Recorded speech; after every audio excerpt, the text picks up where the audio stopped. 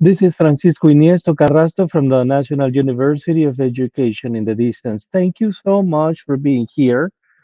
The floor is yours. Let's give him a round of applause. You can do that.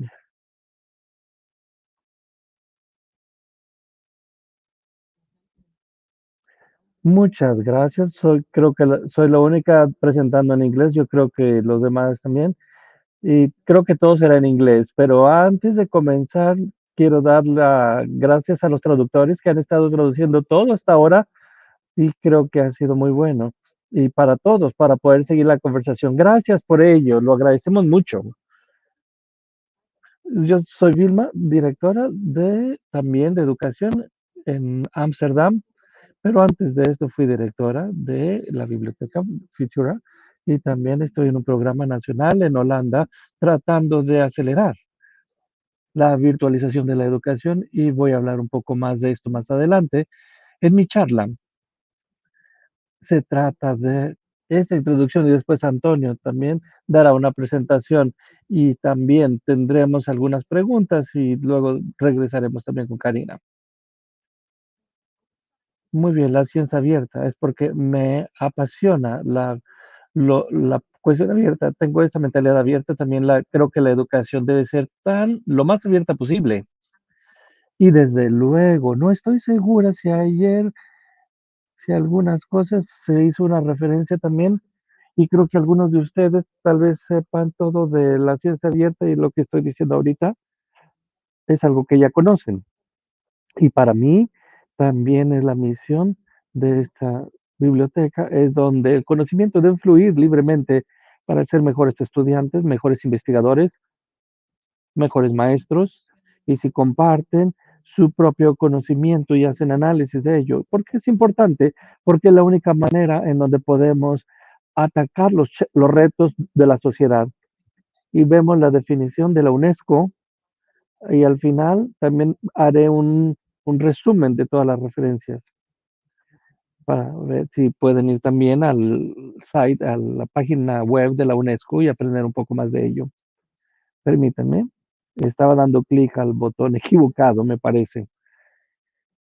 Y yo creo que hace 6 o 7 años yo estaba este autor ahí en Holanda, y luego yo soy la segunda, y el rango es hasta el 2030 es la visión, y vemos aquí los pilares principales de esta agenda de la ciencia abierta que se trata, desde luego, de la transparencia, esa comunicación abierta y también de esos resultados justos y también, a lo mejor no se ve porque es muy pequeño, están las 5 pilares subyacentes que se trata de dar apoyo, conocimiento, políticas, regulaciones, premios, y tratamos de cubrir esto en Holanda. Y entonces aquí hay una organización, un cuerpo ubicado en la agenda que fondea en Holanda, que da 20 millones por año, para poder entonces estimular esto con a estas ayudas financieras. Y las ambiciones de la Unión Europea también esto es. Esperamos que sean las mismas que ustedes y lo que compartimos en la agenda. Esta es otra imagen que quiero llevarme si hablamos de ciencia abierta y que es esta parte de donde estamos de Delta Prom y presenta también la ciencia abierta como algo, me gusta como lo podemos ver, como un buffet. Es como un buffet de comida o de cena y entonces te dice lo que hay en este momento, pero siempre puedes regresar por más. Y también con frecuencia también es lo que hicimos cuando yo era la directora, al empezar publicaciones y los datos, porque es algo obvio que se debe hacer y más adelante también pueden pensar en los métodos y también en algún software, en el hardware necesario. Ayer también, después de la charla de la visualización de datos, platiqué con los presentadores maravillosos y les dije, por favor, recuerden que si usan sus datos, por ejemplo, en Google, que disculpen, está llegando la transmisión con ruido. No se aprecia su voz, disculpen. Después tendrá una referencia también en la imagen. Otra cita, la ciencia abierta es solamente ciencia realizada de la manera correcta y en mi opinión, y no es ahorita en la manera en donde se trata y cómo lo está haciendo Holanda. Creo que la educación abierta y ciencia abierta deben ser iguales. ¿Y por qué? Porque la razón de ello, por la que pensamos que todo esto debe ser abierto, es porque lo que generan con dinero público se debe compartir con el público, y es cierto, para la investigación y todo lo demás. Y esa es mi, creo que así lo debemos hacer, porque si se hace bien la ciencia, entonces pueden generar y pueden incrementar la visibilidad si se hace de una manera justa. Y también pueden, si abren sus procesos, será más fácil reproducir experimentos y a lo mejor podrán evitar el fraude y plagios y podrán desafiar esos problemas sociales que tenemos. Otra imagen que también quiero compartir, y lo comenté antes, una de las cosas que también son importantes en la ciencia abierta es el estimular la ciencia, práctica de ciencia abierta y educación abierta para tener un tipo de recompensa al hacerlo. Por eso tenemos también un programa grande de reconocimiento y premiación, no solamente en Holanda, sino en muchos países. Este programa está siendo gestionado por alguien de la Universidad de los Países Bajos y también algunos institutos involucrados. Y la idea es que el que podamos pasar de la manera antigua de hacer las cosas y todo también con los resultados de la investigación y pasar a la nueva manera de hacerlo, donde es el trabajo en equipo. Se trata de esa dinámica y donde hay mucho más al ver también los resultados de la investigación. Y este es uno de los ejemplos que quería mostrarles de cómo hacemos esta ciencia abierta en los Países Bajos. Y otra es esta, y es el programa que mencionaba antes. Y entonces, donde podamos ver el capitán de la transformación en este programa para los recursos de la educación en Holanda. Llevamos 8 años y donde hemos tenido 14 millones de euros que han llegado para hacer este gran programa, para acelerar la digitalización de la educación. Y uno de los hubs son los recursos de la educación digital y la misión es hacer todos estos recursos de la educación que queden alimentados, que sean accesibles sin interrupción y que sean útiles. Y ese es un gran reto y con gusto quisiera escuchar buenos tips de parte de ustedes de cómo poder hacer esto y enfrentar los retos. Y finalmente, hablando de justicia, creo que esta es una, si ven la referencia, una manera muy práctica de cómo hacer esto. Si están dispuestos a compartir sus resultados y pueden pensar cómo hacer todo esto, entonces al final la gente podrá contribuir a sus materiales. Entonces estos 10 pasos que se ven aquí representados les ayudan a hacer sus recursos justos y abiertos. Ahí están los links y espero haber contado algo importante de la ciencia abierta. Y Antonio, te paso el micrófono. Gracias, Vilma.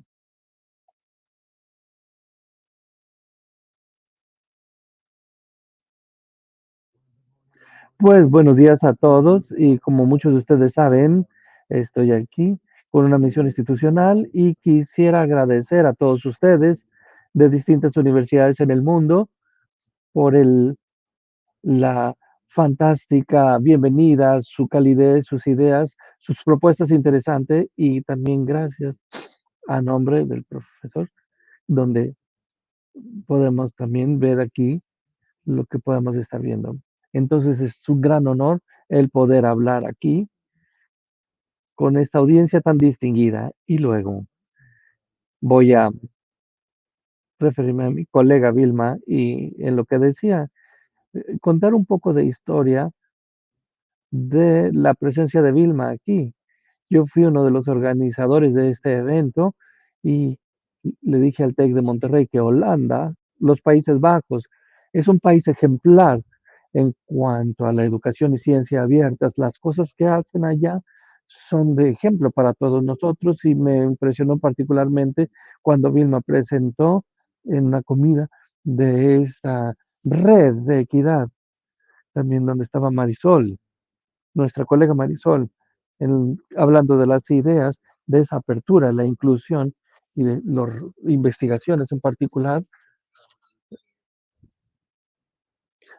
donde podemos tener distintos puntos. Espero poder mostrarlos. Se los voy a mostrar, les voy a mostrar la imagen también para ver aquí esta referencia cruzada. Es fantástico y me estaré refiriendo a ese trabajo. Por eso, gracias Vilma por haber aceptado la invitación de estar aquí. Y luego, desafortunadamente, bueno, muchas de las prácticas que Vilma y yo y también mis colegas por las cuales abogamos y muchos de ustedes también están familiarizados con ellas, es que están fuera del alcance de la mayoría de los educadores del mundo. La mayoría de las personas en las instituciones de educación superior en nuestro planeta, para ellos la ciencia abierta y la educación abierta es solamente un sueño lejano.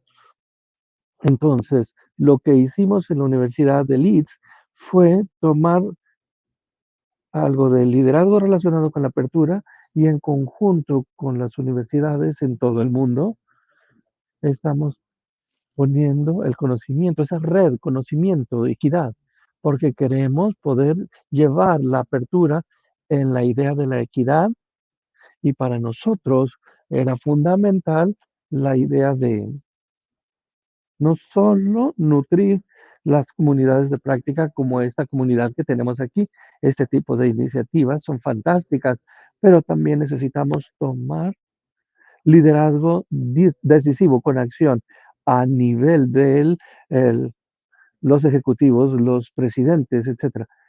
No es necesario con nutrir las buenas prácticas en lugares como este. Entonces, tomamos una misión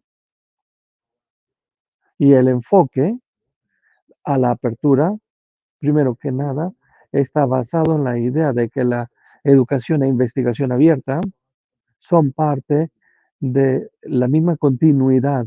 Se deben considerar bajo el mismo paraguas porque están cercanamente interrelacionados. La educación y la investigación abierta son los dos lados de la moneda, es la misma moneda. La educación de calidad se basa en la investigación y hablamos de cosas como transferencia de conocimiento y también hacer educación. Entonces, la educación y la investigación van íntimamente conectadas. Entonces, ¿por qué? La equidad debe ser parte de esto. Creemos que para la democratización de, del conocimiento abierto hay que abrazar la equidad, la diversidad, incluyendo también la alternativa del conocimiento de los sistemas indígenas en todo el mundo y la inclusión. Y para poder implementar estas ideas de apertura, nuestra red o nuestras instituciones en el nivel ejecutivo tienen que promover y apoyar las prácticas abiertas a través de incluir el reconocimiento profesional en todo lo que hacemos con relación a la apertura, investigación, educación y desde luego dar la infraestructura digital correcta, que es lo ideal para las razones económicas y geopolíticas deben estar abiertas y deben estar, ser compartidas, porque no es bueno tener 7,000 repositorios en 7,000 universidades en América Latina. Y alguien en el TEC de Monterrey el año pasado me dijo que eran como 2,000 universidades en México. Imaginen tener 2,000 repositorios guardados, es un desperdicio de dinero. Nuestro mundo está en problemas, ¿verdad? Tenemos desplazamiento de población, calentamiento global y unas inequidades severas y también desastres. Entonces, por eso hay que abrazar la sostenibilidad, porque esto es la fuerza que nos impulsa a todos, pero no podemos atacar los retos de la sostenibilidad si el conocimiento está cerrado. Los problemas necesitan conocimiento y el conocimiento debe ser abierto. Y alrededor de la idea de la equidad de conocimiento, creamos una declaración con los objetivos para estas partes de la declaración e hicimos una red impulsada por las universidades de todo el mundo. Y actualmente tenemos 17 de todos los continentes que se han unido a esta declaración. Y también necesitamos profesionales como ustedes, universidades. Solas no pueden atacar estos retos, no pueden llevar a cabo la misión. Por eso la declaración y la red también están abiertas a los publicistas, a bibliotecarios, a aprender tecnologías, a investigadores, etcétera. Y entonces, las dos ideas claves es porque hay una declaración con el número de objetivos en cuanto a la equidad del conocimiento, que es el paraguas de educación abierta, investigación abierta e inclusión, y la declaración es lo que galvaniza, aquello que galvaniza todos los esfuerzos de la apertura. Y también tenemos una red que es el catalizador de esos esfuerzos. La red es ese grupo de espacios físicos y digitales en donde la colaboración se lleva a cabo. Decimos colaboración, que va más allá del intercambio de conocimiento, que es lo que estamos haciendo aquí, y lo hacemos cada vez que nos reunimos así. ¿Estamos bien? Está bien. Yo quería hablar de esto. Este es un impacto.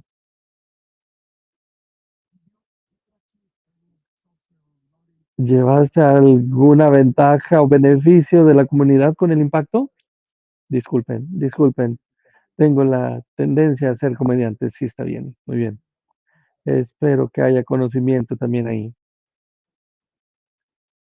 Sí, tenemos una red que es el catalizador de todo esto. Pero disculpen, nos está llegando la señal con interferencia. Pero la meta final es actuar y hacer que las cosas sucedan.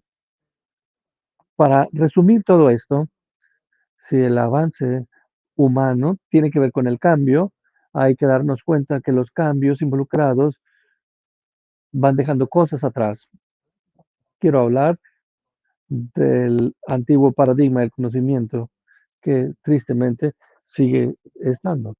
En ese antiguo paradigma del conocimiento, los investigadores trabajaban aislados y consideraban a la educación como algo adicional, como algo extra.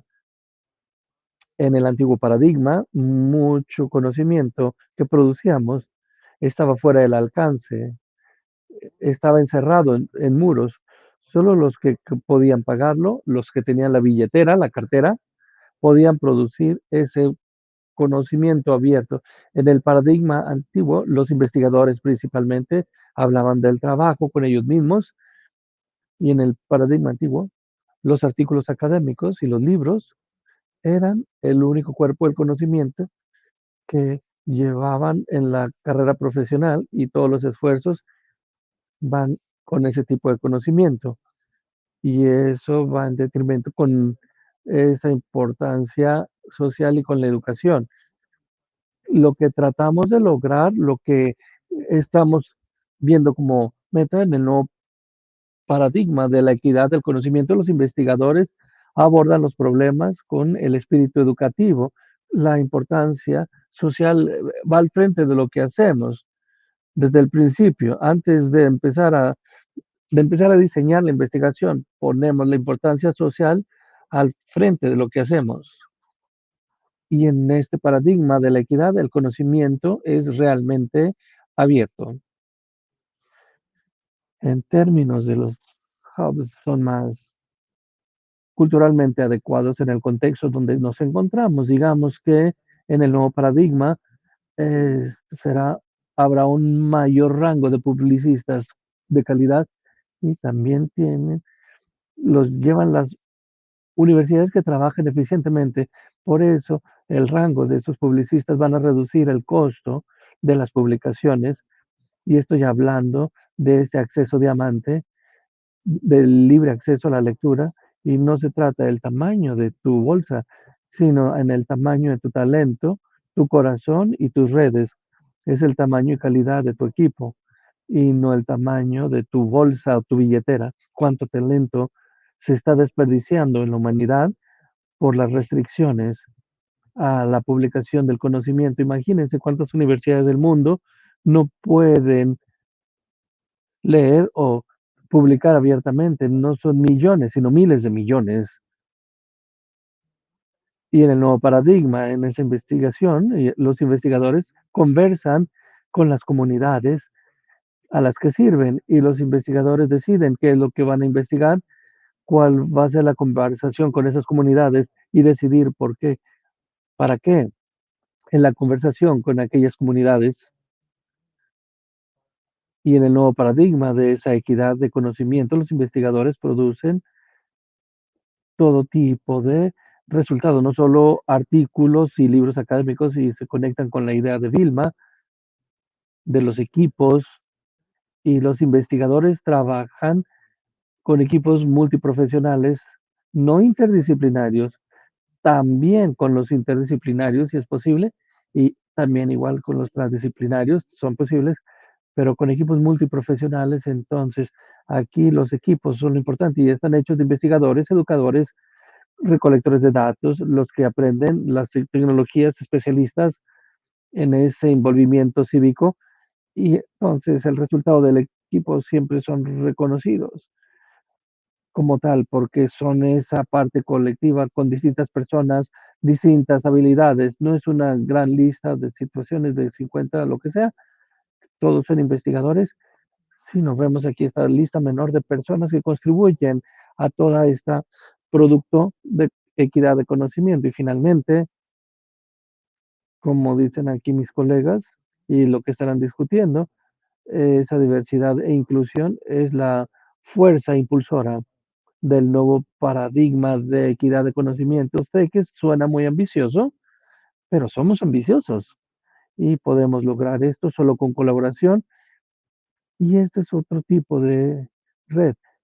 A lo mejor no solo investigadores, sino una red de gente y de instituciones que están trabajando para esa equidad de conocimiento, trabajando en una dirección y debe ser nuestro futuro y todos los esfuerzos son bienvenidos.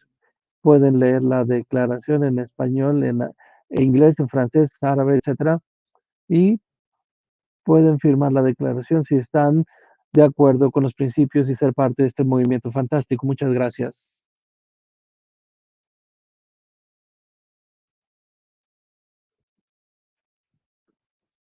Ah, hay preguntas.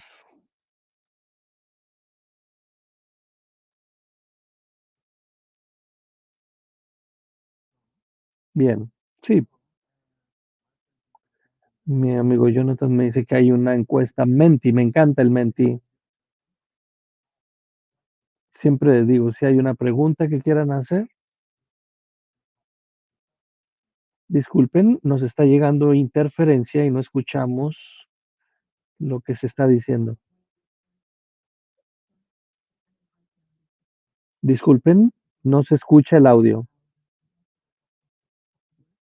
El autor del trabajo en la universidad, ellos también no tienen la distinción entre los académicos o el staff, todos se llaman el staff profesional, porque ellos también son esos mayordomos que están trabajando en este tipo de trabajo, trabajando juntos como equipo. Yo creo que es un buen ejemplo de cómo podemos ser inclusivos.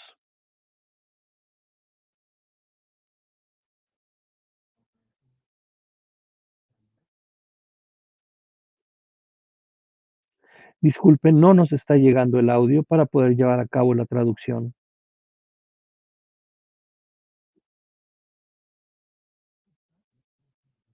Quiero verlo porque yo creo que podemos mejorar aquí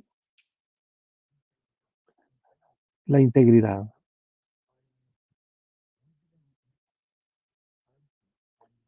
Yo me imagino que necesitamos aquí la integridad en donde se presiona el botón de integridad, entonces es una parte ética. Disculpe, no nos está llegando el audio. No podemos hacer la interpretación porque no estamos recibiendo el audio. Una disculpa.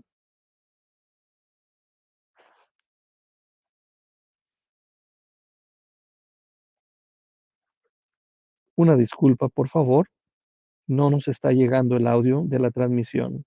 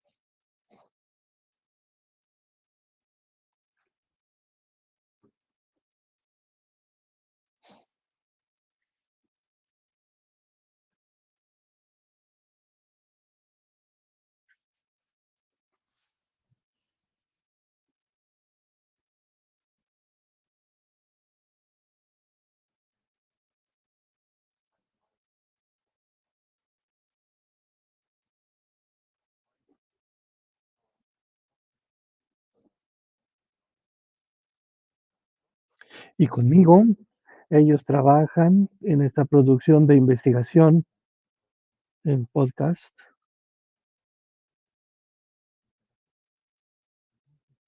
donde se pueden integrar a los alumnos en esa comunidad de producción de conocimiento. Los alumnos están aquí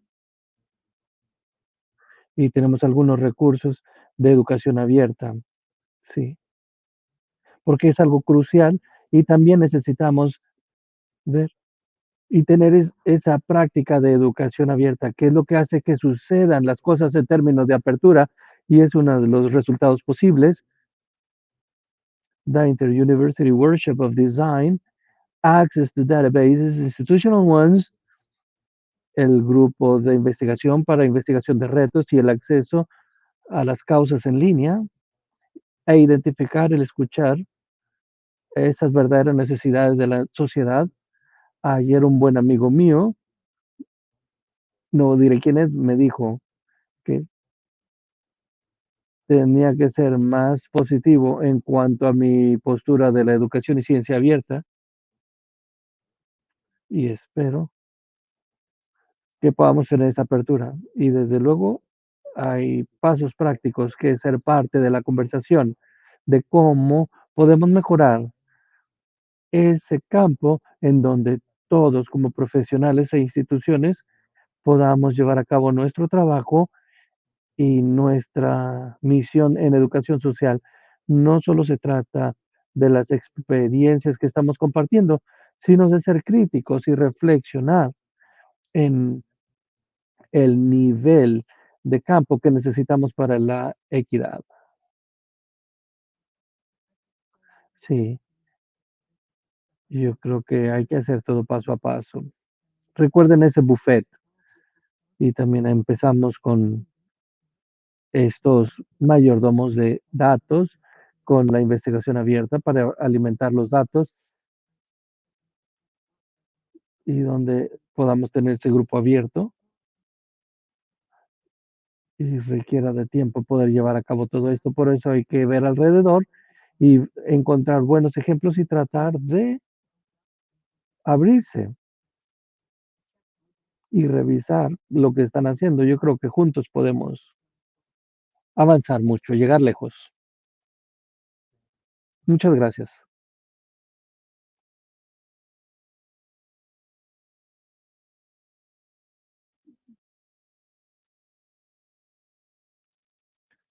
Disculpen, no se está escuchando el audio. Okay, we're going to continue with the next panels of this same table.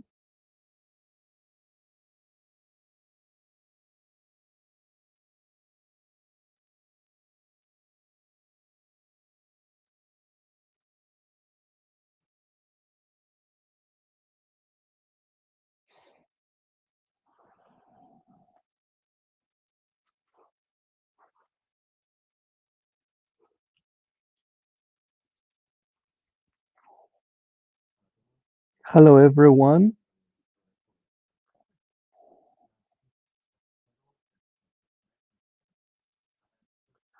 Perdón, estamos teniendo nuevamente interferencia.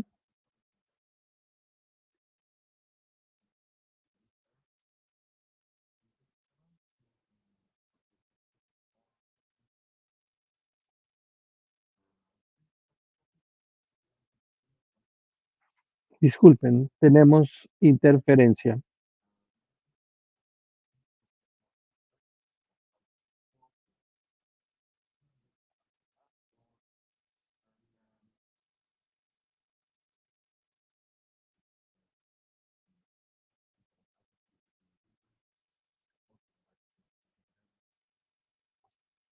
Disculpen, tenemos interferencia para llevar a cabo la traducción.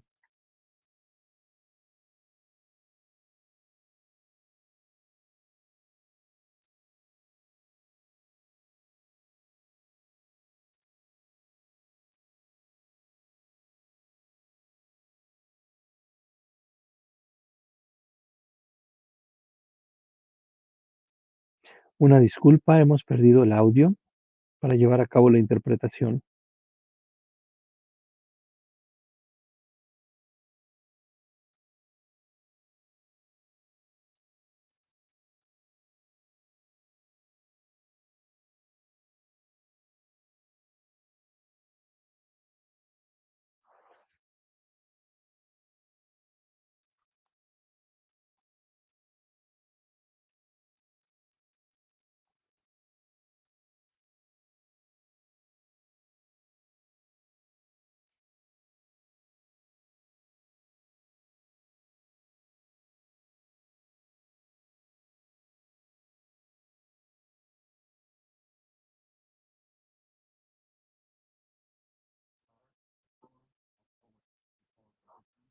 En la diversidad e inclusión,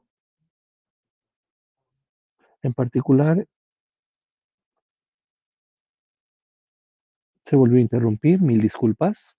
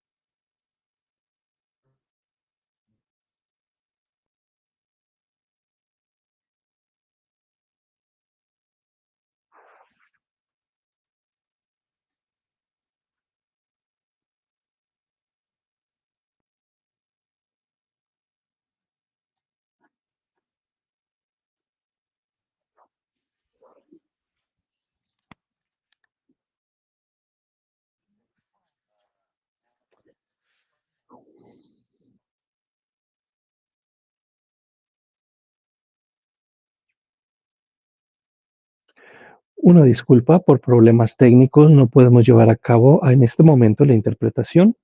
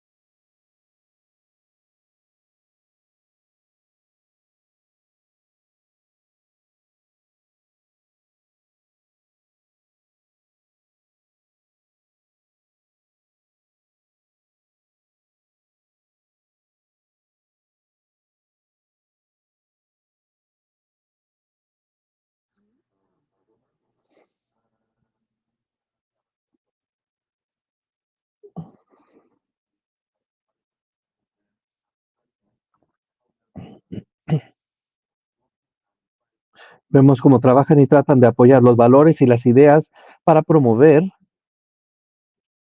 el EDI. En este caso, y rápidamente, hemos estado entrevistando y haciendo talleres con representantes de las regiones, Viviana y Judith, gracias a ellas. Y tenemos representantes de África, como ejemplos de América Latina, como Argentina, Brasil, Chile, Colombia, Costa Rica, México y Uruguay. Y pueden apoyar la investigación usando las herramientas, en este caso usamos en vivo, que puede ser de mucha utilidad en este análisis temático cualitativo. Y aquellas, las dos fases, una, tienen esto finalmente para tener la confianza y el recurso del análisis. Karina y yo estaremos explicando lo que está sucediendo en términos de para poder esparcir todo esto y seguir promoviendo esos valores, no solamente para la red, sino para nosotros como esos investigadores abiertos.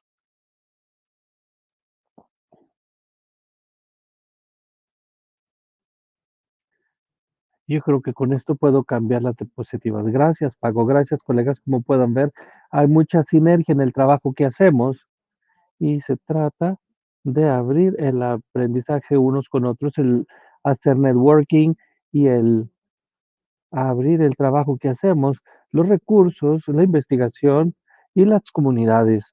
Mm. Como decía Paco, hemos todo el GoGen es una organización para dar apoyo a los alumnos para que hagan investigación en educación abierta.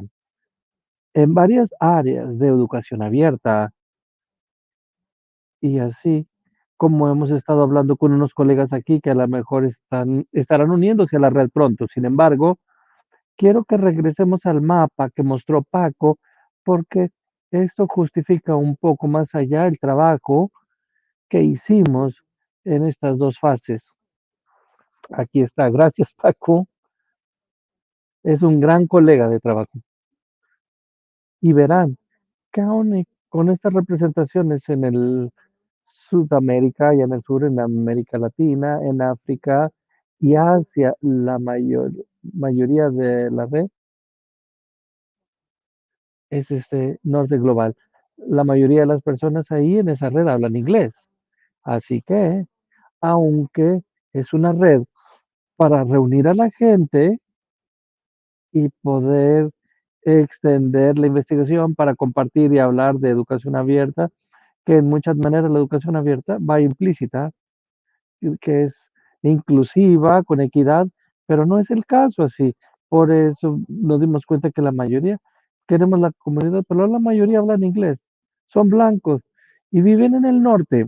Entonces ese era un problema y decidimos aplicar para tener fondos adicionales y descubrí por qué es este el caso, porque no hay más personas del sur en el mundo y por qué no reunirlos dentro de la red y también descubrir que cómo podemos ser más inclusivos, diversos, con equidad en la educación abierta en general, y es lo que queremos descubrir. Tuvimos 2 fases, este trabajo empezó en el 2018. Primero fuimos a África y hablamos con algunos expertos por allá, y la segunda fase, el siguiente fue en América Latina, y hablamos allá también con expertos después de la pandemia. Llegó todo, fue muy difícil, todos estaban tan abrumados y estábamos agradecidos que la gente nos diera el tiempo para descubrir más, y hay gente aquí que se han unido, y quiero decirle a todos los que se involucraron, decirles gracias. Entonces, en esto, después reunimos todos los datos de África, de Sudamérica, de la América Latina, y pusimos unas directrices. Y esas directrices son representativas de las voces de los representantes, no es decirle lo que deban hacer, cómo ser, sino que ellos nos dicen que lo que debemos hacer nosotros para poderlos reunir a todos.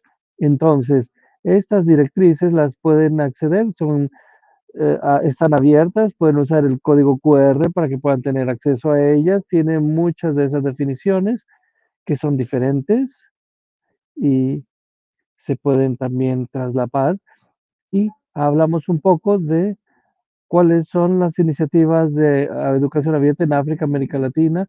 Los datos de esas regiones que se ven por allá es para que todas las puedan ver, están abiertas, la investigación está abierta.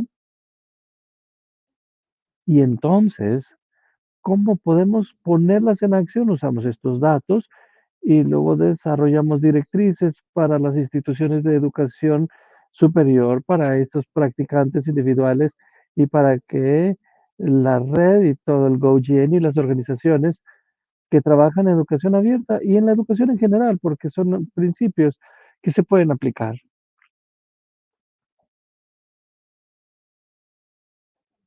Muy bien, Antonio ha tocado algunos de estas guías aquí. ¿Qué es lo que necesitamos hacer? Algunas cosas, esto no es toda la directriz, son algunos puntos claves, y alguna de las cosas que había que hacer era traer más concientización del concepto EDI, de educación abierta, lo que estamos haciendo aquí hoy, porque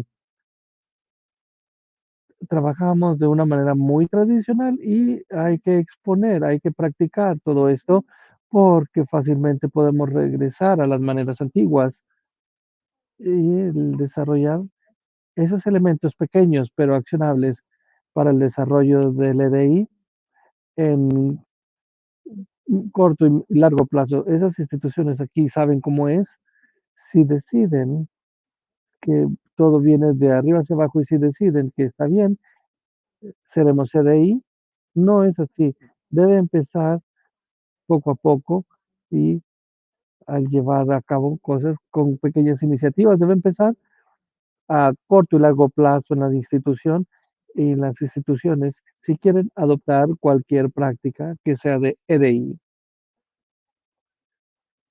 Y el desarrollo de la diversificación y el éxito, aparte de las métricas, nuevamente, esto nos lleva a lo que decías, Antonio, es el realmente abrir y publicar tu trabajo,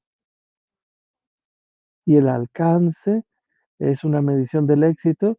Realmente es la única manera, porque entonces si hacemos solo esto, lo que hacemos es excluir algunas disciplinas que no están a lo mejor en la escuela, por ejemplo, y no todos serán aceptados. Entonces, si EDI no se aplica de esa manera, hay que repensar en las métricas también, si quieren ser más inclusivos y con más equidad, y luego también identificar y quitar esas barreras estructurales para tener colaboración, incluyendo tecnología e infraestructuras digitales, porque no están en todos lados, y no en todos lados tendremos las mismas tecnologías. Entonces, esa es una barrera definitiva. Por eso ahora, para los practicantes individuales, quiero tomarme un tiempo y, como pueden ver aquí, para esos practicantes, aun y cuando este enfoque sea en educación abierta, se puede aplicar en muchas de esas aprendizaje, iniciativas, la gente puede entender de ahí, no se puede asumir que todos estén entendiéndolo y que estén a gusto con ellos, es algo que si eres practicante, si eres maestro, es algo que tienes que comenzar a desarrollar con tus alumnos, con tus aprendices, y hay que quitar esas barreras, esas dificultades que la gente pudiera tener y generar ese sentido de pertenencia, de bienestar, valor, apalancamiento, bienvenida y respeto, porque no solo es para EDI, sino son buenas prácticas para aprender y enseñar y reconocer las barreras que pueden ser intergeneracionales y parte de ese legado histórico que afecta a las personas y comunidades. Entonces, todo esto se puede llevar con los datos de África y esto también se trata de esa historia intergeneracional y ese trauma y hay que llevarlo a los practicantes. Muy bien, para la red, no solo para GoGen, sino para todas las comunidades que tratan de involucrarse unos con otros, ser diversos e inclusivos, hay que trabajar para reducir las barreras del idioma. En GoGen estamos tratando de hacer esto. Mucho del trabajo que tenemos como resultados de esta investigación se ha traducido al portugués y al español. Usen a los miembros como embajadores en sus propios países para que podamos entender la cultura, las barreras, las limitaciones en cada lugar y qué es lo que debemos tener. Hay que tener representantes en distintas áreas del mundo y dar esos fondos para poder llevar toda esta investigación en el sur y lo hemos hecho también en lo último en Canadá y la mayoría, bueno, aunque todavía no somos la mayoría, pero es la prioridad, es lo que se le dio a aquellos que estaban en el sur. Pero nuevamente, enfrentamos tantos retos que 3 personas no pudieran vencer, 3 no pudieron venir de África a Canadá por estos problemas. Entonces hay tantas barreras estructurales que debemos vencer para ser inclusivos y a veces está fuera de nuestro control. Podemos invitar a las personas, pero no pueden llegar al lugar por esas barreras alrededor de ellos. Y ahora lo último aquí es el seguir revisando estas directrices, porque estamos aprendiendo todos los días y debo decir que después de trabajar en esta área, mi entendimiento y la manera en que ahora veo las cosas son muy, muy distintas. Hay que seguir desarrollando el aprendizaje y hacer investigación en estas áreas para siempre ir mejorando. Hasta ahora hemos hecho muchas cosas, algunas ya se han mencionado y hemos dado también fondos a los alumnos para traducir algo del contenido que hemos hecho. El siguiente paso es traducir las directrices, que ya hemos hablado de esto con el equipo, y tener una revisión regular de GoGN. Y las prácticas, vemos qué es lo que sigue. Perdón, nuevamente estamos teniendo interferencia. Es algo maravilloso de Brian Matthews, que pueden bajar todo esto. Hay licencias para usar en todas sus presentaciones, en donde ustedes lo deseen, y creo que son maravillosos. Sí.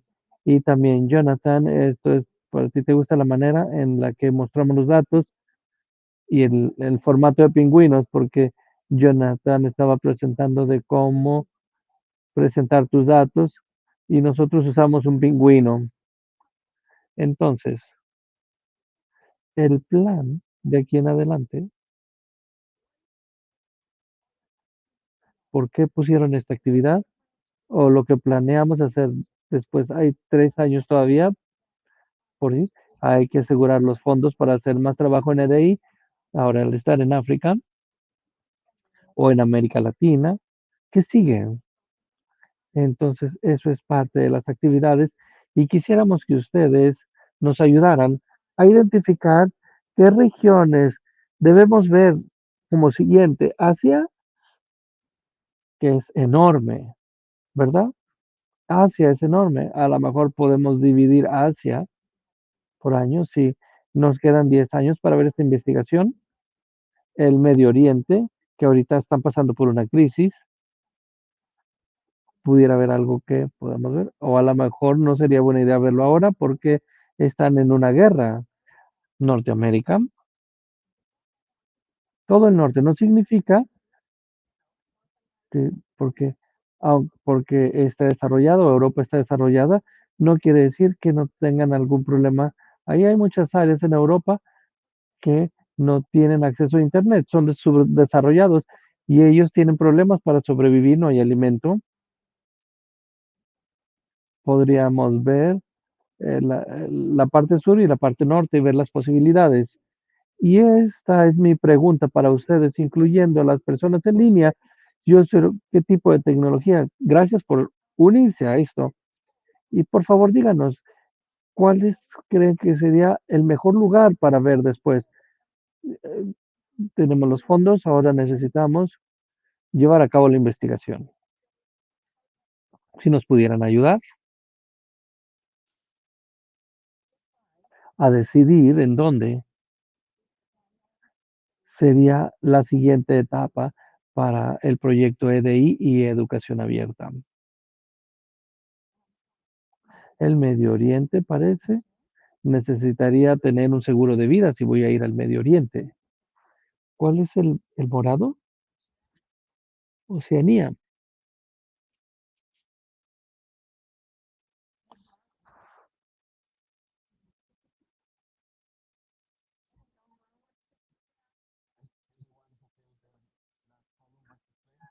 ¿Quién ha llenado la última columna? ¿Quisiera explicar, por favor? Podría ser,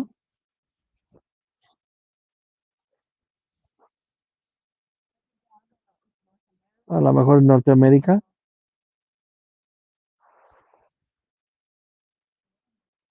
El Medio Oriente. Paco, necesitas sacar un seguro, porque parece que vamos a ir al Medio Oriente. ¿Alguien del público quisiera explicar por qué? ¿O su preferencia?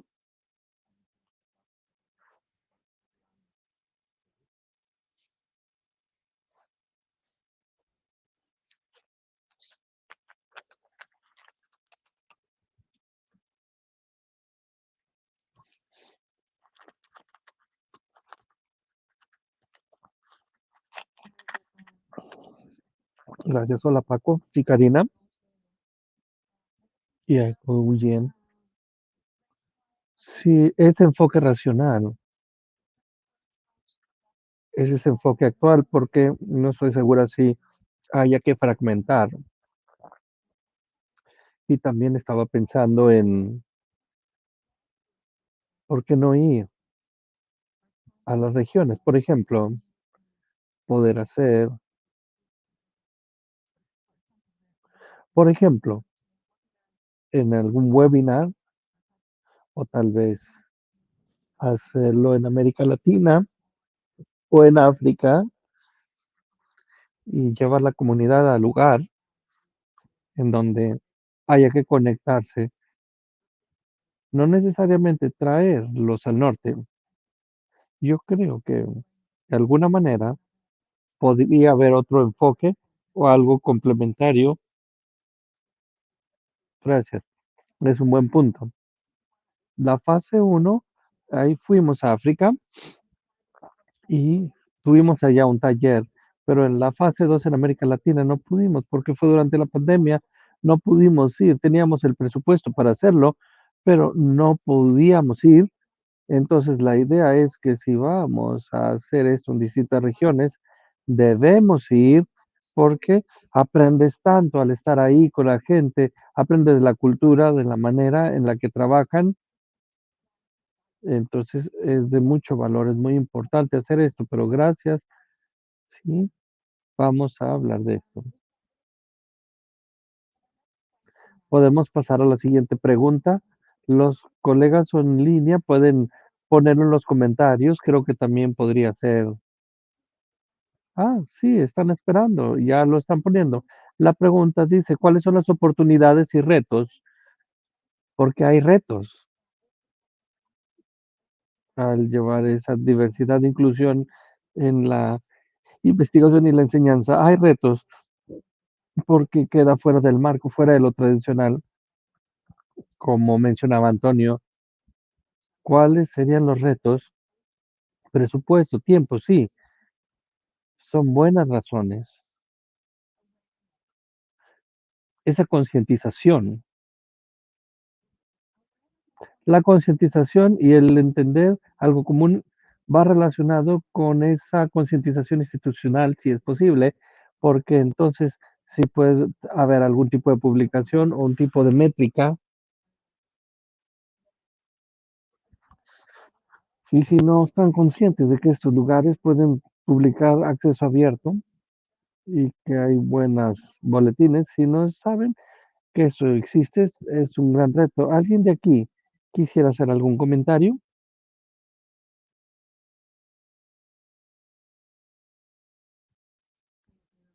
Gracias. Gracias por su presentación. A los cuatro ha sido muy bueno escucharlos y aprender de sus perspectivas, que la mayoría se ha compartido. Pero en cuanto a la pregunta, yo creo que uno de los retos más importantes es el traer también a personas con una buena voluntad y que siguen pensando que esto no es necesario. Y yo les puedo decir muchas juntas en donde he estado, están hablando y dicen, sí, vamos a hacer este proyecto, pero hay que recordar la importancia de traer a todos junto con nosotros y siempre por el tiempo, por los recursos, por el, a veces es cuestión de estar disponibles, disponibilidad, poder, hay tanta resistencia, al menos en mi entorno. Entonces, todas estas herramientas y esfuerzos que han iniciado son muy útiles como argumento y como razón de poder llevarnos a este lado de la mesa. Pero también creo que debemos estar creando algunas estrategias para hacerlo más accesible, hacer más accesibles esas visiones y discursos. En mi experiencia he aprendido también al hablar de números y de ese mercado perdido, cuando no se habla con todos, se puede perder al menos un tercio de tu mercado y ha sido de utilidad. Entonces, sí, me preguntaba si tenían alguna investigación o recursos acerca de cómo hacer esto rentable. Yo sé que ese no es el punto, sé que no es la razón por la que hacemos esto, pero en su experiencia, de alguna manera han necesitado que demostrar que esto también está aquí con otros tipos de beneficios, no quiero decir económicos, pero a lo mejor en cierto punto han estado en su discusión también. La respuesta es de que no es rentable, sino sostenible.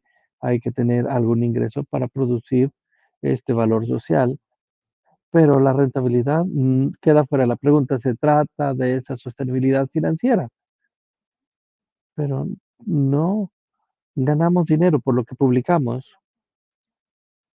Sí, no, ahí no se genera dinero. También quisiera decir que este intercambio con algunos fondos en Europa y Reino Unido, ellos realmente requieren que todas las publicaciones que salen de su dinero, porque son fondos públicos, son de acceso abierto. Esto ya está pasando a nivel gubernamental.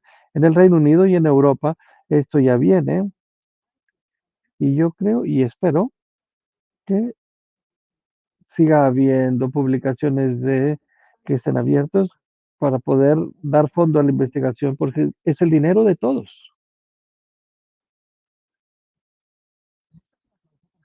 Let's give him a round of applause, please. Thank you so much.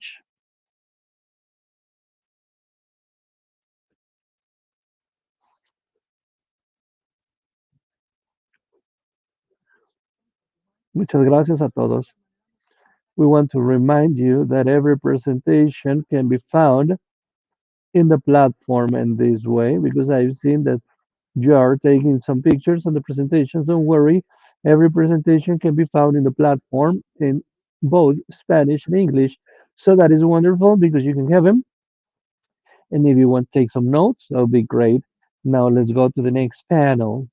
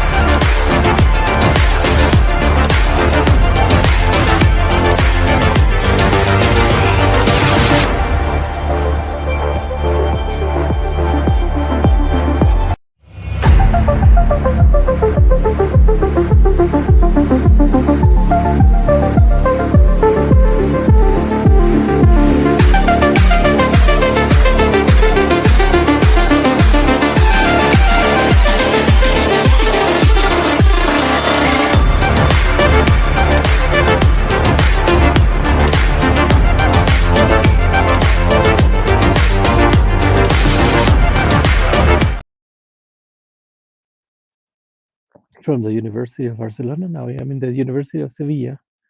Now, in the way we are finding persons, mentors that are going along with us, they teach us and they tell us what to do. But like we say, and as we commented in more informal spaces, that tour is not that easy, meaning that not everything is a bed of roses, as we usually say, but there are some moments of solitude where we are going on what we do, where we are heading, etc. And all this has also an inflection point, and these are the research projects, and beginning with our own, that is this thesis, and then down research project, they get to move forward.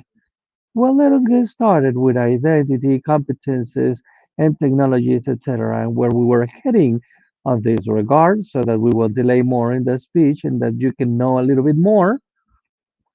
We were wondering if the networks were an engine of change or not, or positioning. And like we said, on one hand, we notice what happened if we worked in a network or if we worked alone. There are people that get to their destination, so to say, or to the beginning point, working alone, but this is harder work. But usually, all of us here, and the one who hear us, most likely to get to the point where you are, that is related to groups, to people that accompany you along the way. I like, and Professor Karina from University of La Laguna mentioned yesterday when she was presenting with Genaro, and they said, if thinking and reflection are important, but also the heart, and Edgar and I met in a delicate point of change and transformation and notice how emotions have an important role in company too. Meaning, when we are with people and we are in their thesis of a master's or in PhD thesis, even though we have had this sensation of solitude of, or where am I going? We are bringing knowledge, feelings that help us make decisions. But also we need to feel clotted, not only with a research group, but also with a consultant or the research director. All this, as you can see, aims to learning and relationships that are more complex, where sometimes knowledge tremble. And like we were mentioning, as when we were writing, maybe it happens to you when you write an article, we begin to write and then we say, no, I don't like this. Yesterday, for example, I remember Miranda and Andrea, that is here, and other friends that are beginning and that are in a more advanced process, but that are still doctors. I told them that this thesis, I'm sorry, we are having interference.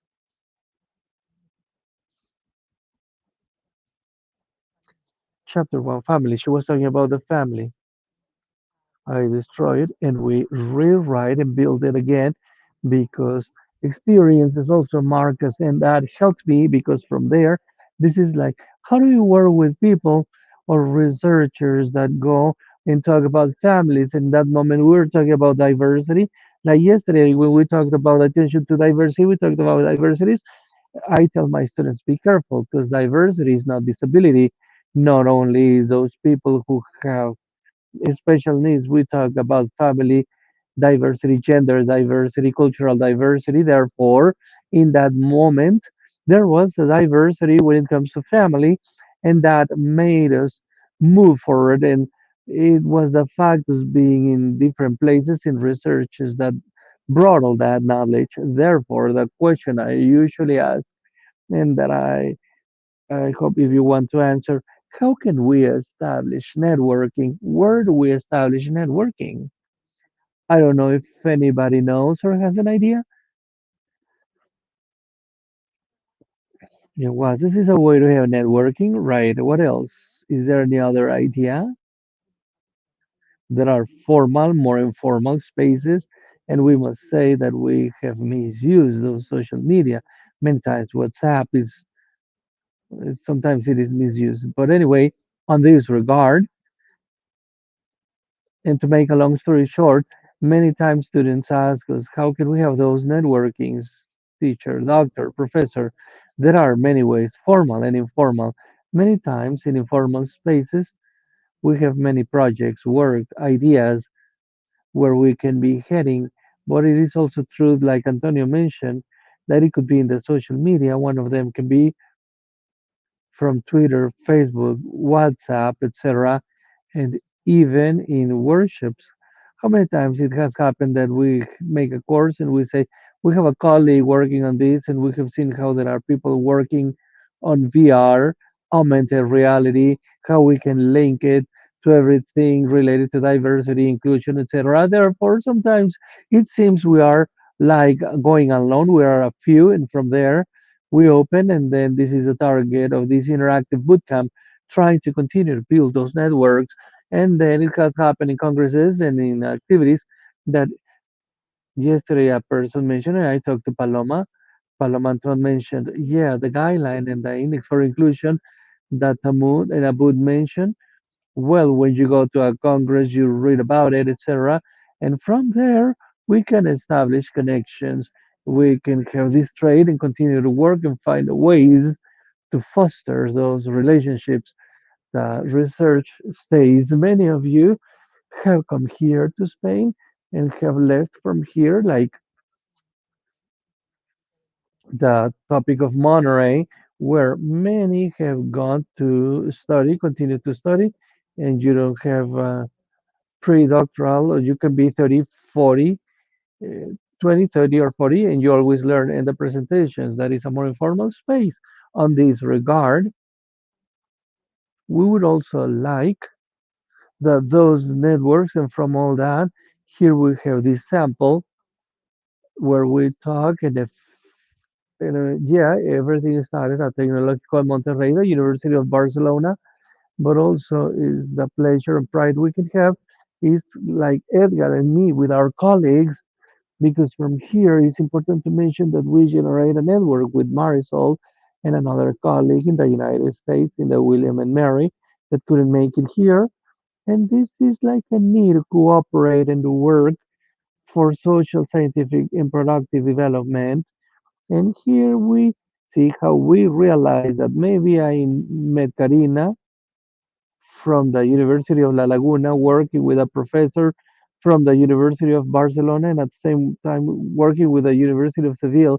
And they say the circle gets smaller and smaller. And we realize that we have less connection. And this is an example. And yeah, last year, also in the Salamanca team, we met other professionals, and we had also met before Mr. Peñalba, and later he introduced, or he's going to be here giving ideas and tips. And from there, this is how we link and generate. I would like, and this is everything that was in a collaborative network with different agents, different institutions, and that empowers us. And then we generate new scenarios. We will see another example on how this can happen, but this network work. On one hand, this you can see that this is a contact network. It's a networking. This is a social network, and at the same time, it's a contact network. So, if we take into consideration the targets for sustainable development and sustainable building of relationships with key experts, therefore, when we talk about networks and when we say how do we do those networks, those contacts, it was important. And Karina and Genaro commented that we need to have common perspectives at the same time, but also open new ideas and to generate new ways to innovate. And then we also have this exchange of experience and challenges that help us not only to grow professionally, but also in a personal way, how we change and transform. I remember the assembly 20 years ago, and I haven't lost my essence, but I've changed on this regard. And how, if we see 5 years before, then we are modifying and without losing identity and the essence of a person, but the identity, this building, this research aspect has been getting more enriched after those relationships, those research and innovations that impact. Well, here I'm talking about impact because is the impact on those research in these inquiries makes you to transform. They echo and say, where am I standing? What is the moment where I am? How is it that I have advanced? It is important in any type of relationship, whether professional, friendship, family, etc. Active listening is important in our profession. Sometimes we say yes or no, and many times we say, I just told you. So, confidence and mutual enrichment are essential tools to take into consideration on this regard. Therefore, social media allow us to interact with different people. For example, when we talk to different people in a lasting way in different places and in different contexts, virtually or in person during the pandemic made us a present because it didn't allow us to travel or to go to workshops or congresses, but allowed us to communicate and to get relationship by Zoom, for example, and some of our peers here. And with what we were working, we have started to connect and to give a hug. It was a before and an after, and making the relationship to remain. It is true that when we talk about generating and when we establish those debates and the ways to reflect and to know what is going on, etc., at the same time we expand knowledge. Yesterday, there was a question and it was generated as a such, but what is going on? They said also at the table, how come it doesn't get, you don't have this social impact in institutions like schools or social environments? And we also say that maybe the language was not the same, or maybe there were policies or the accreditations demand some type of articles, and maybe we don't read them in a petite committee or only a teacher in a classroom or in a social aspect or institution or NGO. That's where there should be this applicability and transformation.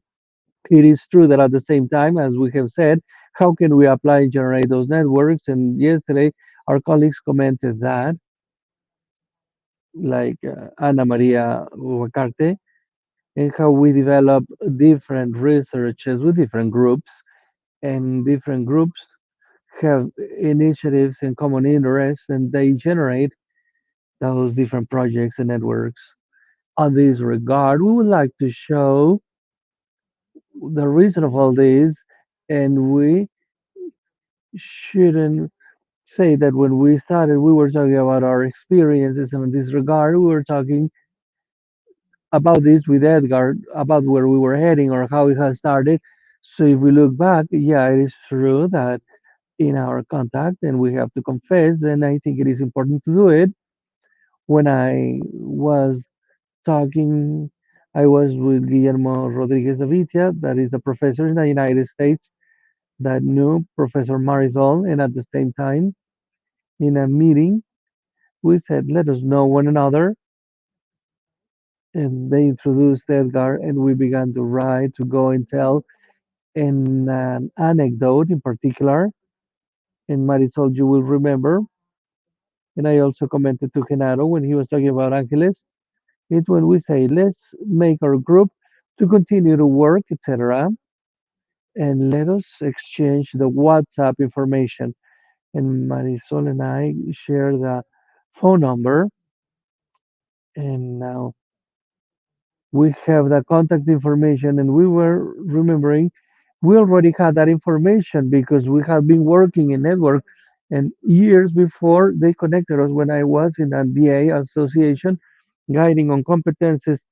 That it's been a trend, but later we were working on those competences, and a professor from Tecnológico de Monterrey said, I need to talk to my colleagues in Monterrey and talk about competences, and you are working on gender, and they are working on this too, and they are working on different aspects that you are mentioning when you talk about identity. And that's when we were talking, and this is in standby. In a certain moment, the circle is closed again, or it gives us again the opportunity that is happening now to work. And from there, they gave us this challenge, this network of knowledge and impact, recognizing and bringing here some ideas. As we can see, the target is the collaboration, the active listening, that communication, and spreading scientific, spreading when where we are going in. in 21-07, that is the robotics for escalating in dominion and reasoning for complexity, gave us the opportunity to be here and to establish things. And also, I saw that that was the leader that was connecting some people and also boosting the topic of Zoom and the articles and the ideas that were emerging. Therefore, in this regard, we would like to on how to apply this knowledge and how it goes and where we are heading. Well, we have different samples about that. For example, I'm sorry, we are having interference. We have a problem with the connection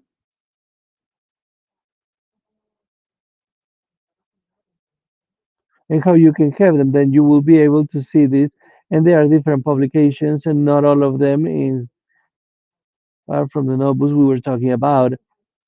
There's one, for example, as you can see, that is talking about education in this comparison that was done about that vacuum in the digital level between Spain and Mexico that started from a project that was to say what are the competencies or the use we give to technologies and education, higher education, and we were making a comparison.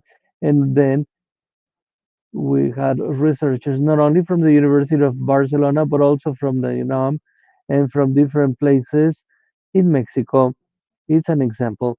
And then the one we have down there, I don't know if I can share it.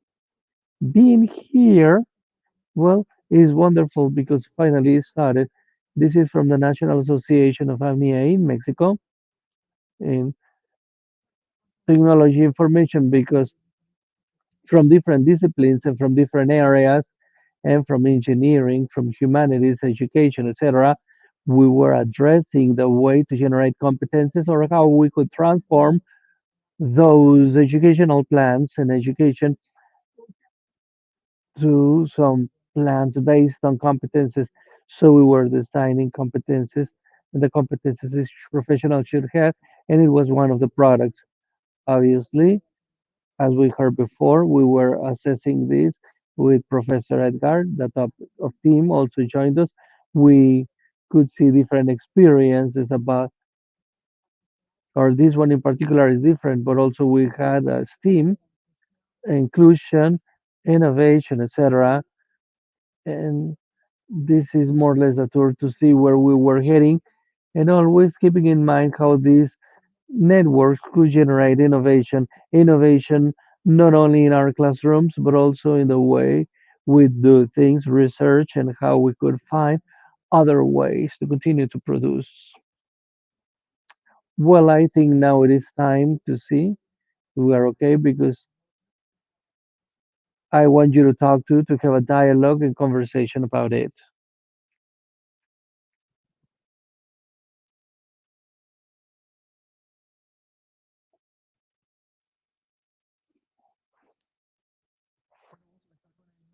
Okay, we are going to start with a Menti. You go to menti.com, the key is 6496485. Anyway, if there is a problem with connectivity, we will do it here also. So let us try to connect first.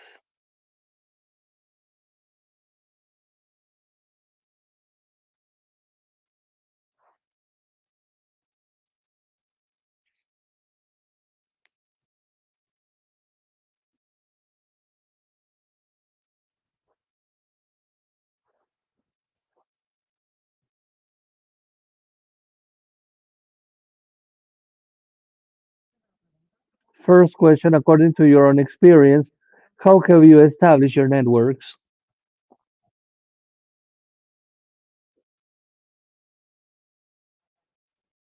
Apparently, it goes individually.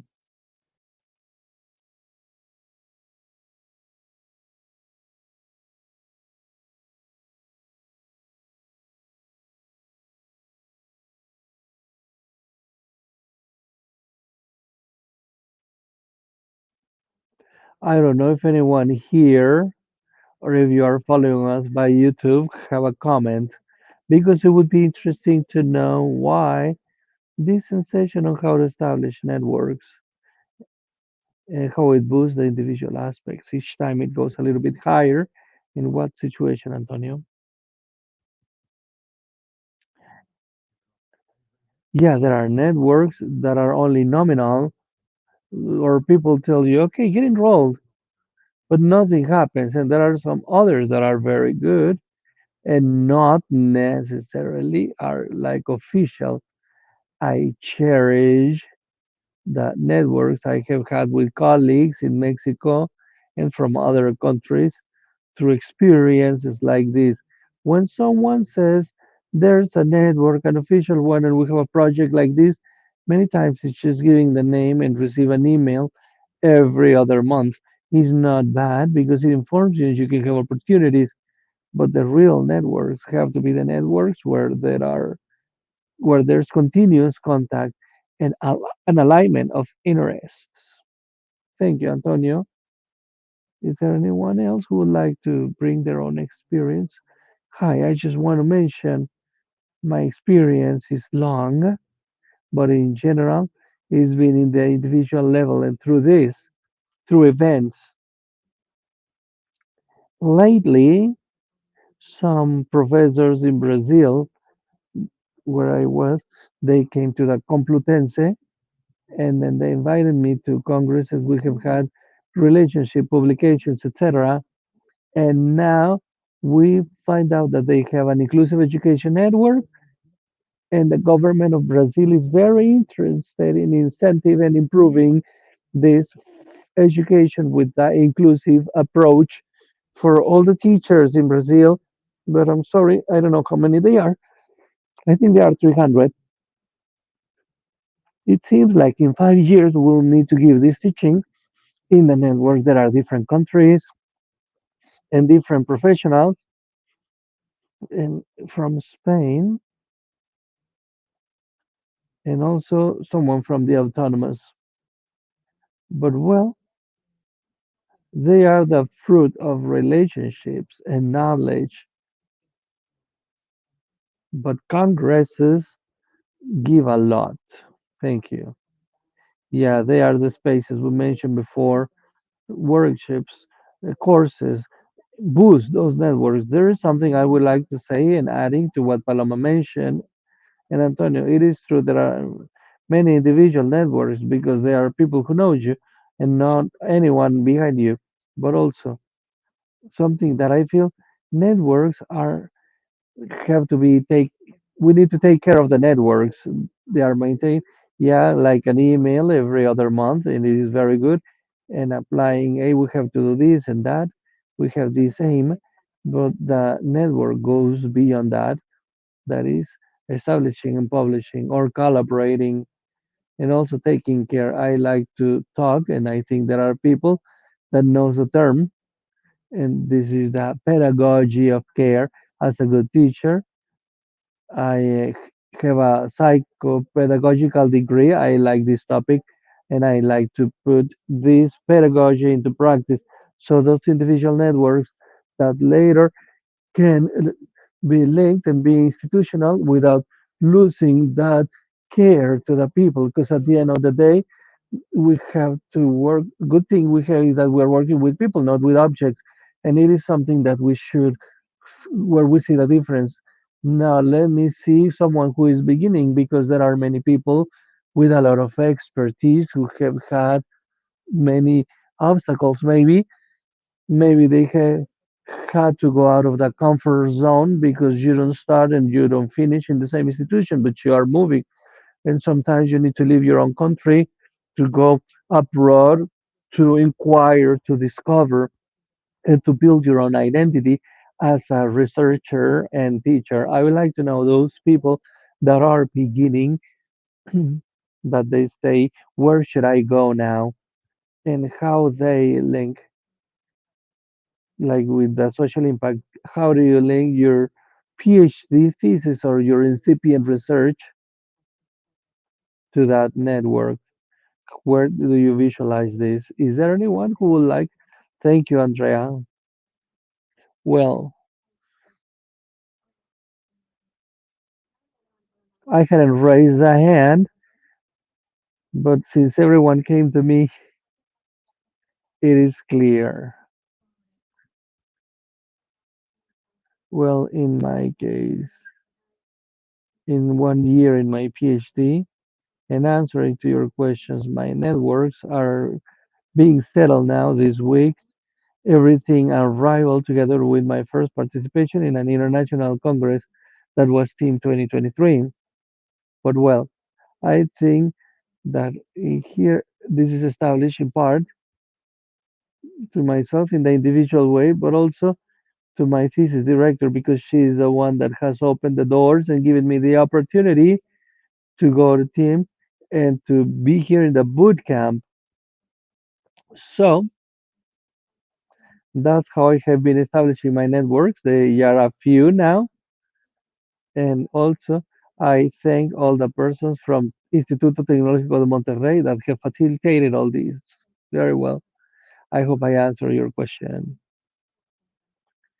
and also giving some recommendations. Some of us know, like in her case, Andrea, even though you have a mentor, a director, a guide that can pave the way and tell you that person is working on this topic. Probably also, as we read and we know, and we are in these events, we get to know other ways. I remember, for example, when I was doing my PhD thesis, if it can help you, they say, oh, there's this topic, that person is working. No, this is on the side, but we don't have contact, meaning don't stay only in establishing the contact just to know whether if they answer or not, because they usually answer or inquire.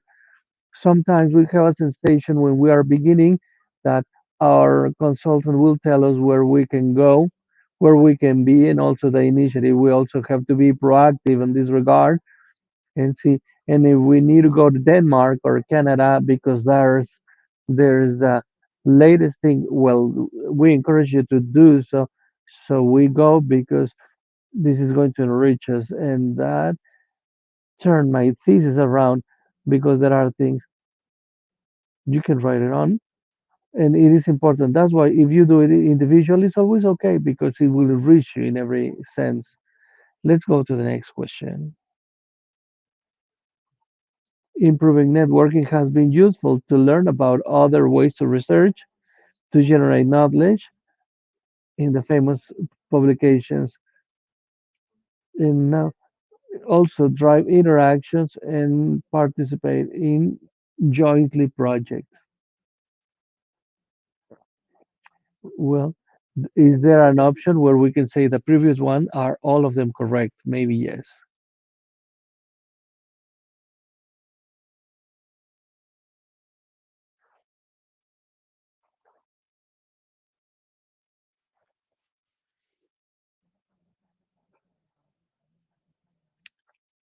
I'm sorry, we are having interference.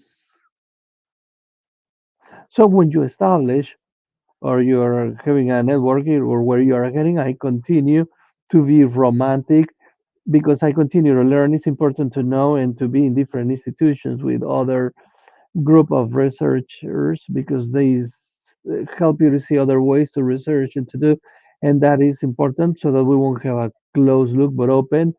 And like we said before, to have this open mind and open the eyes because that is really important. I don't know if anyone here, because I see the last one to foster interactions, to present, to participate in jointly projects. Anyone would like to know or expose about your experience, why you have decided to do this? I know this is the last day, we are tired, and but anyway, come on.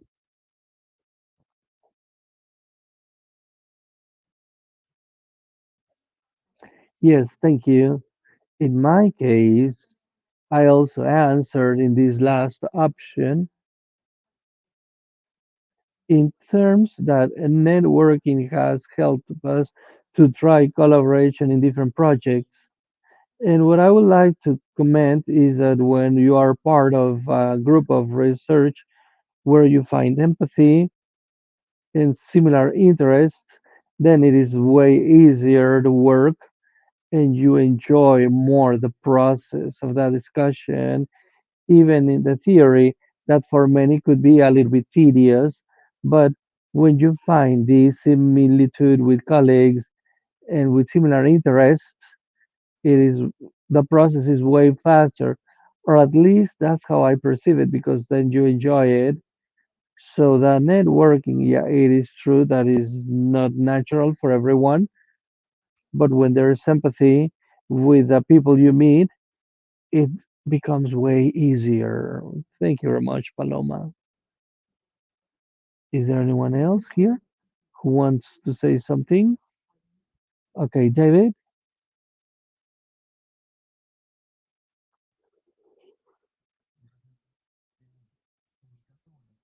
Thank you. In my case, I am studying my PhD. I want to tell you my experience. I didn't know anyone at Tec de Monterrey. Once there was an invitation to know about open science, I registered. They gave me a brochure with all the SNE researchers, and from there, I remember I sent 47 emails to any person I could before Google told me don't send any more emails. And about seven replied. I contacted about four, and I met with those four, and one of those persons was Ms. Gallardo, who opened the conversation and told me this is the PhD and told me what to do. So, in the question, I said individually, and it was because I didn't know anyone. I already had a no.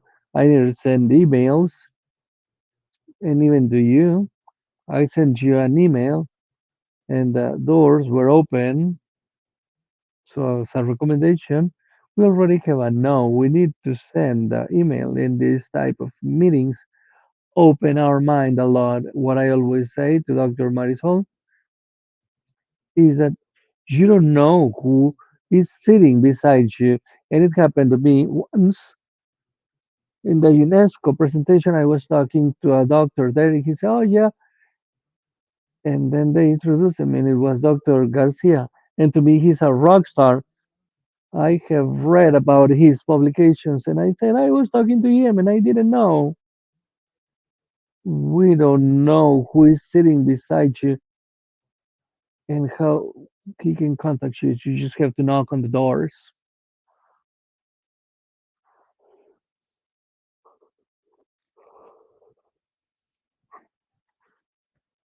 Gloria? Hi. Well, first, I just want to say, like Dr. Arboleda mentioned, maybe it's easy to have this type of networks where you are a certain person or they send you many emails. There's like a plus or something. But having a network where you have active participation is demanding. So my question is, what do you do to manage your time or to participate? What is the strategy or the tips to belong to different networks and not dying in the attempt? Well, this is a very complex question. Obviously, yeah, we need to remember this. And this is that quantity is not quality, because sometimes we confuse two, three, four, six, or seven. Sometimes it's better to be in one, two, or three networks, like Paloma mentioned, that will sustain you, that will recognize you, and it is that they can give you a place so that you will know where you are and that your name is in there. On this regard, we can say, why should I be in a network? And because I can be working with Marisol and Fran or Paloma or Antonio, and maybe that is going to open doors. But you are just a number, one more number. And at the end of the day, you don't want to be just one more number, but also that you can have many times. We are in networks. Fortunately, I can say I feel lucky. It is a privilege, it's a gift that the people who have invited me, they give me a place where I can be myself, I can help, I can bring, I can build. That is important. And sometimes, even though you question yourself, because I must confess, there was a moment of existential crisis, and Marisol told me, "No, continue to work, continue to do what you're doing. Don't think it's not like that." So you need someone who sustains you, accompanies you, and recognizes you is important. Therefore, I insist, it's not that we're 5, 10, 50 networks. So it's better we are in one, two, or three and good, and then build and get that place and be recognized as a person first and then as a professional, because that's what it is about. And to wrap up, because we have just 2 minutes, and to wrap up, what roles can we obtain and establish with these networks in order to promote our academical potential?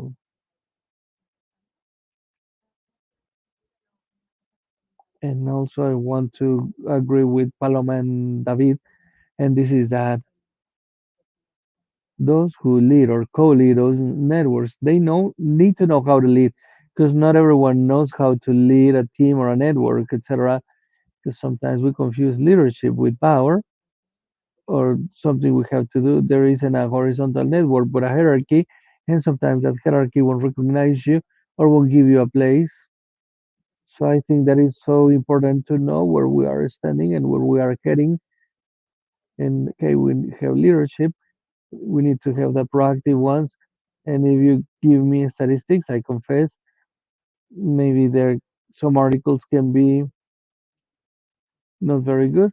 Maybe I'm good in qualitative methodology, in interpretation, but all in the theoretical frameworks, they are things that are easier for you to do if you have some statistics or someone interpreting and giving the theoretical framework, and we reflect on this. And I remember the first meetings that we were saying, Marisol, we are speaking different languages, I don't know, and we were talking same thing, but we were so tired, and we said we are doing okay.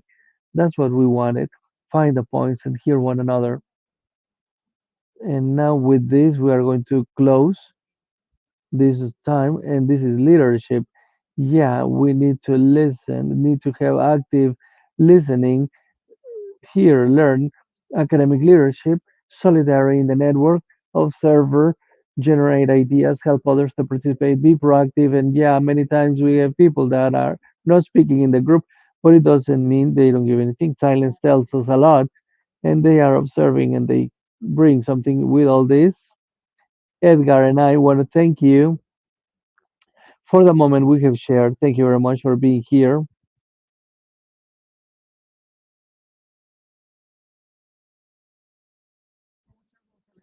Thank you very much, dear Sandra.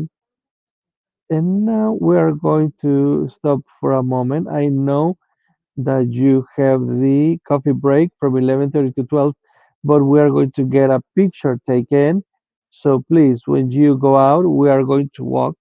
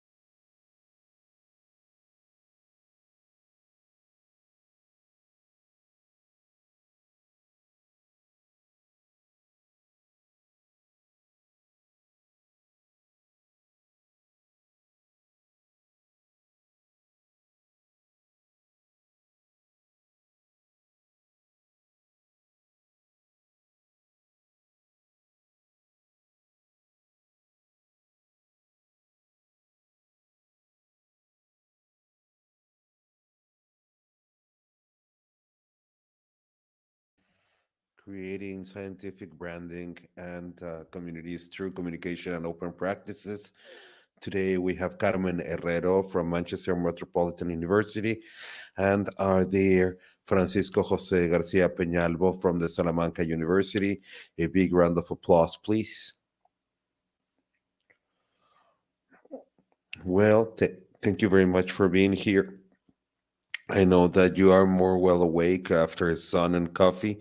Before getting started, we would like to thank Marisol and the whole team from Marisol for having us here, for us being here. And we also would like to state that at the beginning, we were going to hold this presentation alongside with Romero Rodriguez, who unfortunately wasn't able to be here. So let's say that Francisco and yours truly are, a convenience marriage, but it fit us just right. So let's see how this works. Today's purpose is to explore a tad how it is that we use media and social media. And truth be told, the whole way has been paved by the previous presentation. So sometimes we would come by faster because some of the things that have been stated before, well, are related to what we are about to say. We are also going to talk about, contributions from, social media in order to create this kind of communities, and also dwelling a little bit on what we were saying before, not only research wise, but also education wise, in the broad sense of the word, as affinity spaces that will contribute to our own professional development and open educational practices. We're going to define what it's a personal markage and or the personal branding and the professional branding, and some of the strategies in order to build our own personal branding. And we're thinking about those people that are barely getting started on their professional careers, that are barely starting to develop and to showcase that personal branding. And we're also going to share, and you are also going to share with some practical examples of personal branding and communities. And well, we will be speaking from our own experience. So I will leave the stage to my peer. Thank you very much. And well, I also wanted to thank the whole team from Tech for inviting us here. Thank you, Marisol, because well, you've been the architect of putting this program together. And whenever they saw a space and a seat for me, thank you for bringing us here and for accepting us in this space which has been invaded, so to call it. So, as Carmen stated before, we are going to discuss a little bit about the revolution of this social media. Either we like it or not, well, either we take them into consideration or not, they are out there, and it is a powerful tool for many of the practices that we perform. And in a certain fashion, what we need to think it's how it is that we adopt this kind of media, how do we make them our own, and how we can get the most out of them. And talking about today's lectures, well, the word identity has popped up, the identity that we need to have in this kind of media.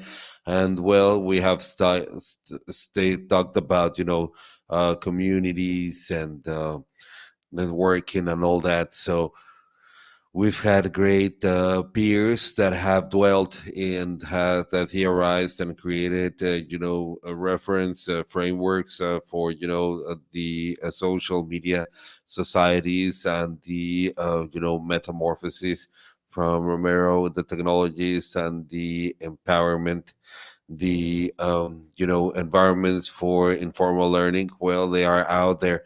And besides all of this, well, we need to culture our or cultivate our own identity. We have an a digital identity, and we live in a society where the social identities are imperative, and we might be aware or not, but not being aware it's dangerous. And I won't talk about the whole spectrum on how to handle or manage these tools, but I will be only discussing our matter of being a professor, being a researcher. Well, we have a digital ID just by publishing a single paper, and if it's on Scopus, then we already have a digital identity, and we need to be conscious about all of this. So we do need to adopt this proactive profile, because if I don't do it, then it just won't stop, and everything will continue moving forward. And we'll also going to see new practices when someone would like to get in touch with a colleague. Whenever we receive a request, well, we are curious, and where do we look for that? Well, on digital media. And what do we look for? Profiles, digital identities, and so forth. So perhaps what we're conveying is not right, and there's also this kind of transitivity. Then sometimes we forget about it, because well, we are too egocentric. But the thing is that our digital identity is transitional of the digital identity of the organizations where we work at. It can be our research group, our institution, our school, and so forth. So at the end of the day, we are that grain of sand that is going to build a mountain of the digital ID of all of this. And even though we won't dwell too much onto this, I wanted to propose for those who would like to research a bit further where we're coming from. Well, as we stated, we are in a society and in a participative culture. This is from Henry Jenkins. Even though we write something in Twitter, it might end up in another social media, and this flow of platforms sometimes might be overwhelming, but sometimes it can make our work be conveyed to multiple consumers and prosumers. So I do recommend this book that's on screen, but I am also going to recommend this, let's call it a report, quote unquote. The White Book for me is one of the most important ones for me. It changed the way that I used to work, because, well, I was creating a research work in the US with the skills that the students have in their own informal learning, in such fashion that if we are, teaching, we cannot do away with the profile from students. And we also have to adapt ourselves, and we need to take advantage of those skills.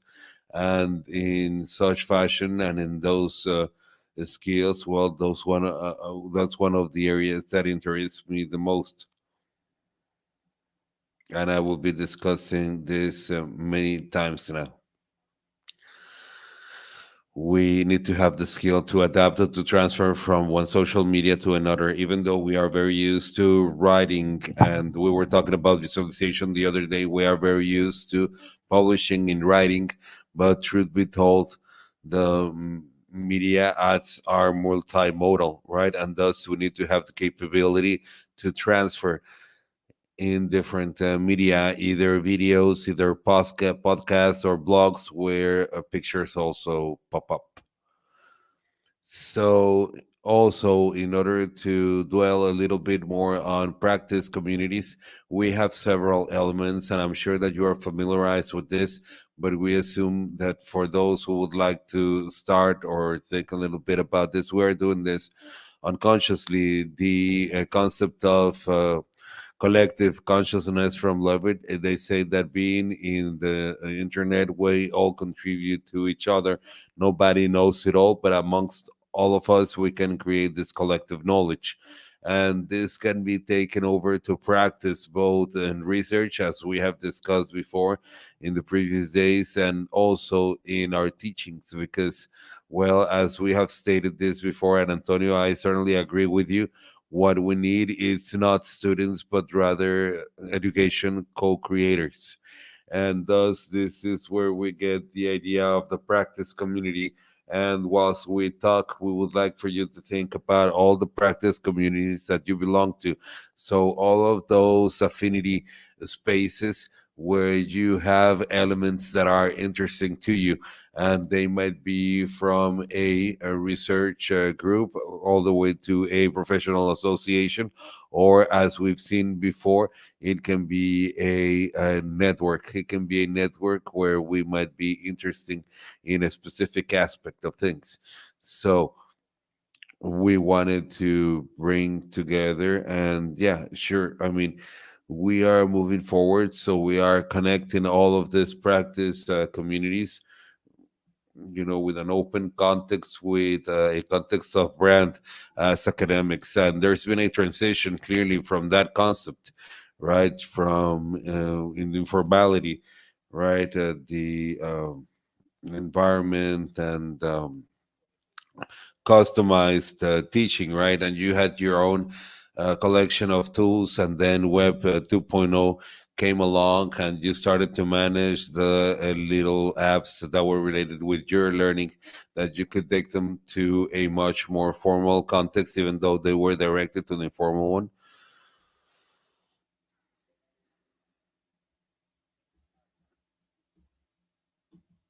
So it's important for us to take that leap, to co-create, to collaborate, and take that leap, because we are social animals, and we need to understand that BLE context, and then you go to PLE, personal learning network. We are going to be all together. And Carmen was talking about, practice communities, etc. And well, we had this vision mostly from cooperation, and thus that's where I need to create my brand. I am now an individual that's using a digital media, and thus I need to create this brand. And let's be aware that this brand is going to be very potent. This is going to be our business card, right? Business cards are hard to come by nowadays, and that's what we've got now. And sometimes they know us beyond of what we are going to admit at a certain space, precisely for all that footprint, right? So what happens? Well, we are going to build this personal brand based on a digital identity that we are going to build as a sum of profiles in a specifically complex ecosystem that grows and changes. So this is why I called it an ecosystem. It has its own rules, it has its own interactions. So within that ecosystem, we are going to create, and these profiles are going to be unique, and we are going to be able to be associated to all of that. If not, then if they're not associated, then they would have a problem. It would be as if we had multiple personalities, and that would be detrimental. So we need to nurture our brand. And how do we do that? Well, being where I consider that I need to be. We don't have to be everywhere. There are some places that demand for me to be there, but I need to consider my goals and my purpose.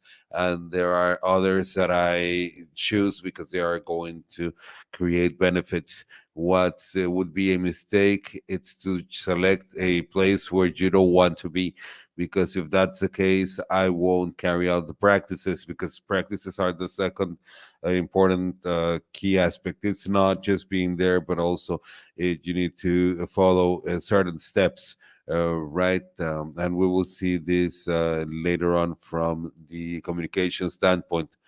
But also, it's important for you to understand two important concepts. One of them is narrative, and the other one are the images that are you are going to be creating. Is this aspect of being, narrators, and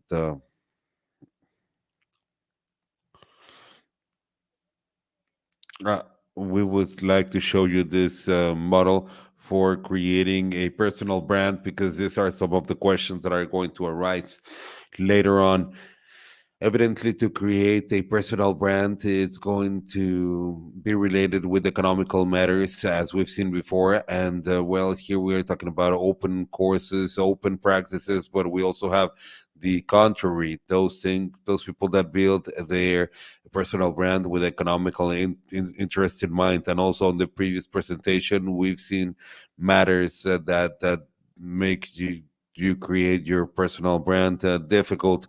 It can be your place of work, it can be the conditions of your job position. And even in a job position, it's not the same thing to have in a position as a assistant professor or a stated professor, and all of this has an influence. Also, the industry that you're working at, well, there are several publications, but there are not many publications when building personal brand on the educational environment. There are in other areas, but it is absolutely necessary for us to take the reins of our own personal brand. So, thus, we have a gap in area where we can work further. Also, we are going to talk on what it is that we desire, and also what others perceive. Sometimes others may perceive and say, hey, this is an individual that is doing many, many things. And then you can say on your own, hey, I'm not doing as much as I would like to. So, that can be a contradiction. And also, it is important when you are conveying your brand, which image are you portraying? What we were saying regarding that you needed to be very careful with the image that you convey consciously or unconsciously. And we were also talking about, narration and, well, and perhaps someone might help me. I have not find the proper word for a curator, but a curator is the person that selects. And I've selected some empty canvases there, because you are going to create your own images, your own narrative.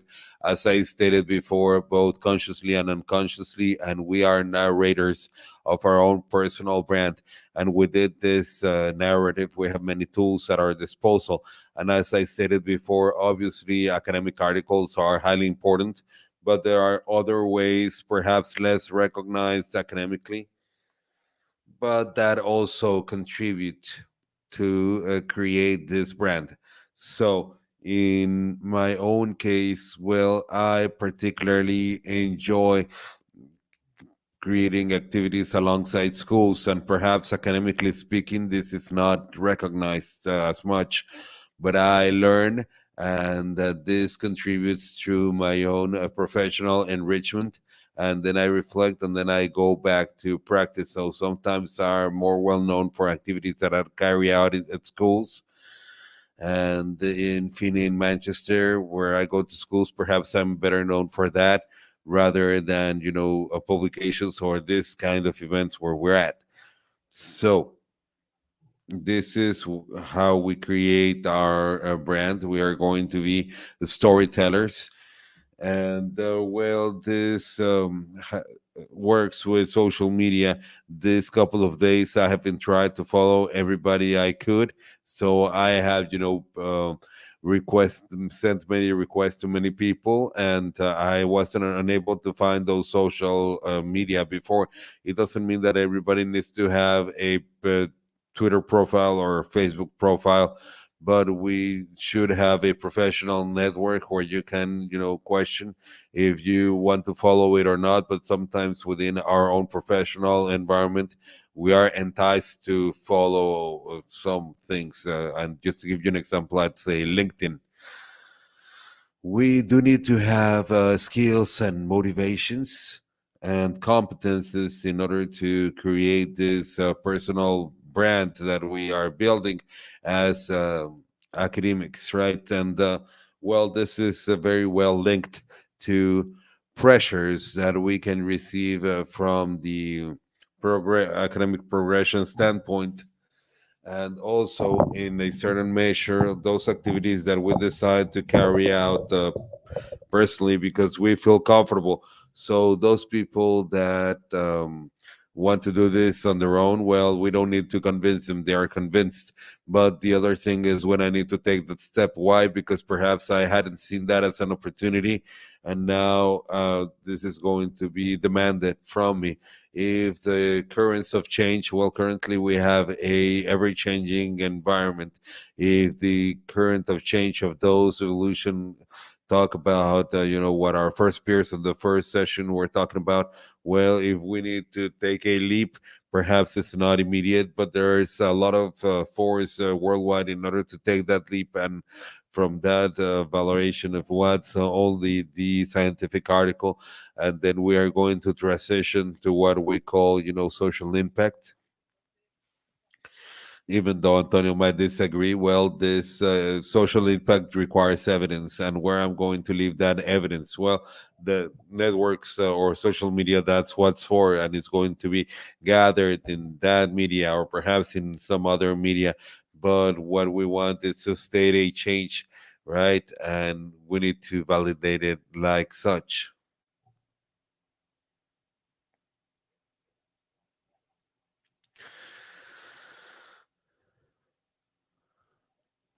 And for that, we also need to have some skills. The first skills that we need to have within this context is that, well, we are academics and we need to bring ethics into all of these components, right? Because, or at least, well, we should have drafted that in our reference framework. We also need to understand what contributes to this ecosystem, and it's not I've heard about it, or it's the fashionable social media. It's not I'm gonna be in TikTok because TikTok everybody's there. No, you need to understand what TikTok contributes and if it matches your way of being, and if that's a way, then use it. So that goes for every component. A social media creates visibility, and Facebook. Perhaps I don't need Facebook because it's old school, right? Or perhaps let's talk about a much more academic research gate. It would be the biggest academic social media. Should all be there? I don't know. I mean, you need to assess it. But if there's a social media that stands out, that'll be that one. And it's, getting the turf of others. Or perhaps it might be a darkening cloud on others that might be more interesting, such as kudos. And perhaps it's limited, and also our time is limited, and our time management comes into play, right? And also how we communicate, how we are able to convey. We have been told from the get go to convey things in an academic fashion, and the language that needs to be used in these networks is not, or social media is not, copy pasting your article. No, you need to reframe, right? As our peers were stating yesterday, we need to look at data visualization. You might have data visualization for the article. You could have it on videos to look at it in YouTube and so forth. But then if you want to engage in Instagram, I mean, you can have great statistics and just post it there, but it doesn't work. Perhaps you need to create an infographic, and then what happens? Well, that'll be work, more work, and more work. And at the end of the day, we cannot delegate that. We need to do that, because who needs to nurture our brand? That'll be us, right? I cannot tell my assistants, hey, do this for me, because they might do it for me, but the one that needs to nurture it is yours, and they need to cultivate, or to rather nurture theirs, right? Now we are going to talk about practice communities, and well, we have been discussing research groups, formal and informal groups. A practice community, as we saw on the previous presentation from our peer, well, it may have many elements, and this what we see here today is a practice community. Those who are virtually joining us, they are also part of this practice community, and thus we need to think about the spaces where we are creating our networks. And sometimes we join these networks, and we have asked, how do you see yourself in this network? As an observer, as a leader, as someone that actively contributes. So the idea is that well, you can belong to several practice communities, and within these practice communities you can adopt different kind of roles depending on the expert that you feel, how expert you feel. I am in practice communities where I am not a contributor yet. I am observing and learning, and perhaps what I need to do is that I need to connect what works or happens in a community to another community. So we are going to showcase several examples, and let's say that the first one shouldn't be explained as much. I was fortunate enough to be in one event in back in 2017 in Monterey, and I still feel part of this practice community through WhatsApp, right? So even though I have not seen again most of my peers, well, I am still linked to them. The second group, well, you need to choose the one first. But in my case, I decided to select this community that was created in LinkedIn, and this is, about, creative AI, and it's a very interesting community where we have created practices on how it is that we are going to bring in this new wave, tsunami, earthquake that has, got into our lives. And this is an informal community, and it's very interesting that has been led by Antonio and some of his peers. And well, this was.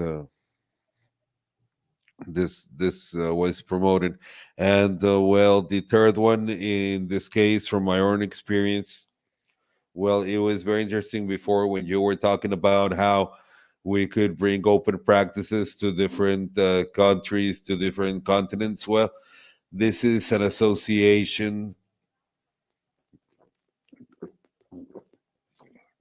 and we call it an association because when we started back in 2010, we were not clear on where we were heading to.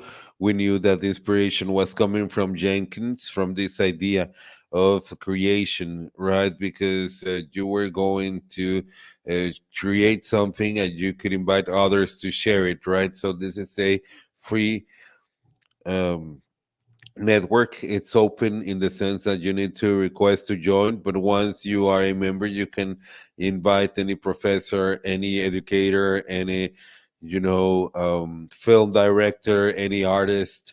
It's open to many different areas, and whenever we launched it, it was a tad difficult to explain that it didn't had any purposes.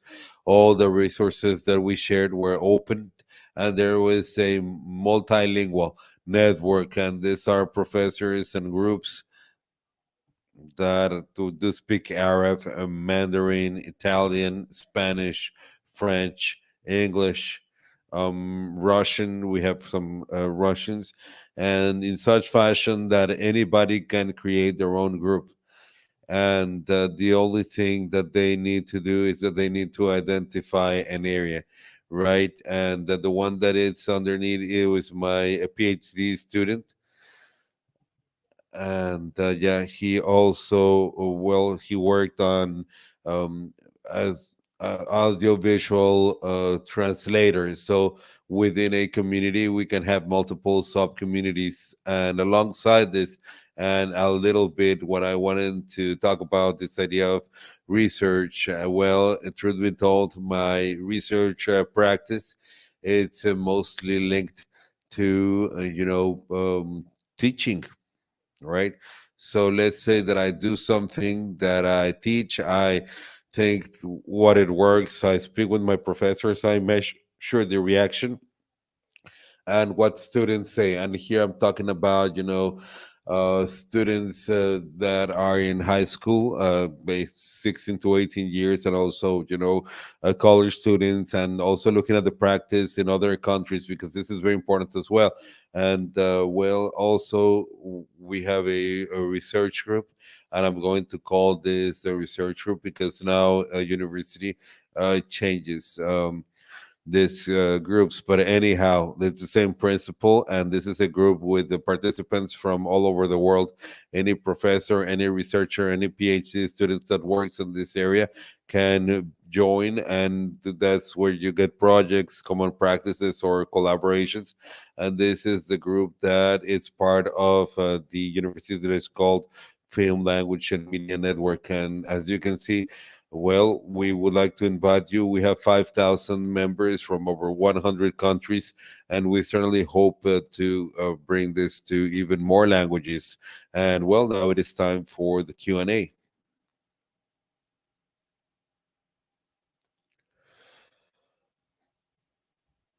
Okay, it is not time for the Q&A then.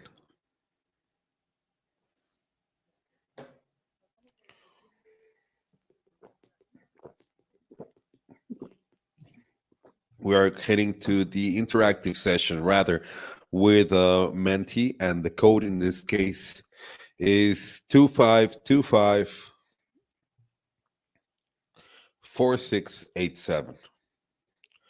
4687.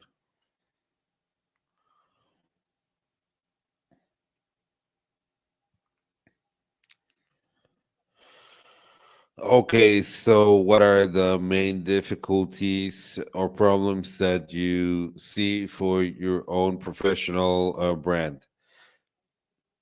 Anyone here has a comment or question regarding this matter? We have two. Okay, so thank you very much for this great references that you've shared with us. Truth be told, they are highly useful, more than anything, to understand where a professional brand starts and where you can also include a scientific identity. Because, as a matter of fact, we have been talking about these two worlds, where we have the scientific world of research and how to connect this with many other audiences. And the same thing goes when we have a strong digital identity in an academic media, such as ResearchGate or Google Scholar, and in which fashion we can extrapolate this to networks where we have other groups that are, you know, perhaps not specialized on what we do. So, what would be your recommendations so that we can connect with these other groups in such fashion that we can start our own professional brand? Okay, well, I would say that in that way, many times as researchers, well, we sometimes think that what we're doing is very useful, and then we say why this is not being used or anything. And what happens is that there is no dialogue. So sometimes these practice communities open a window for dialogue. Also, on the previous presentation, we were talking about, being horizontal, and it is true that we need to be horizontal. Field as a community is horizontal, but we need to have a community manager, someone that would lead this so that things work out. Anybody, and this is what I learned from Jenkins. If students do this that are 16 or 17 years old, I'm sure that I can do it myself. And this is, well, how I stated this challenge for me. And I always thought that we needed to bring both worlds together. Recently, there was an event happening in my university that was, dedicated to language as a English as a second language. And it was dedicated on how to connect professors with researchers. That was its purpose, and why there was this division and this gap in connectivity. And also on the lecture that we had this morning, it was how can we reach those groups. So also, the network creation that are not specifically academic, right? Well, they are for professors, and that this is where you create common ground for that network. And FIBA, it's completely virtual. You don't need to do things, but it is true that events in person, work very well.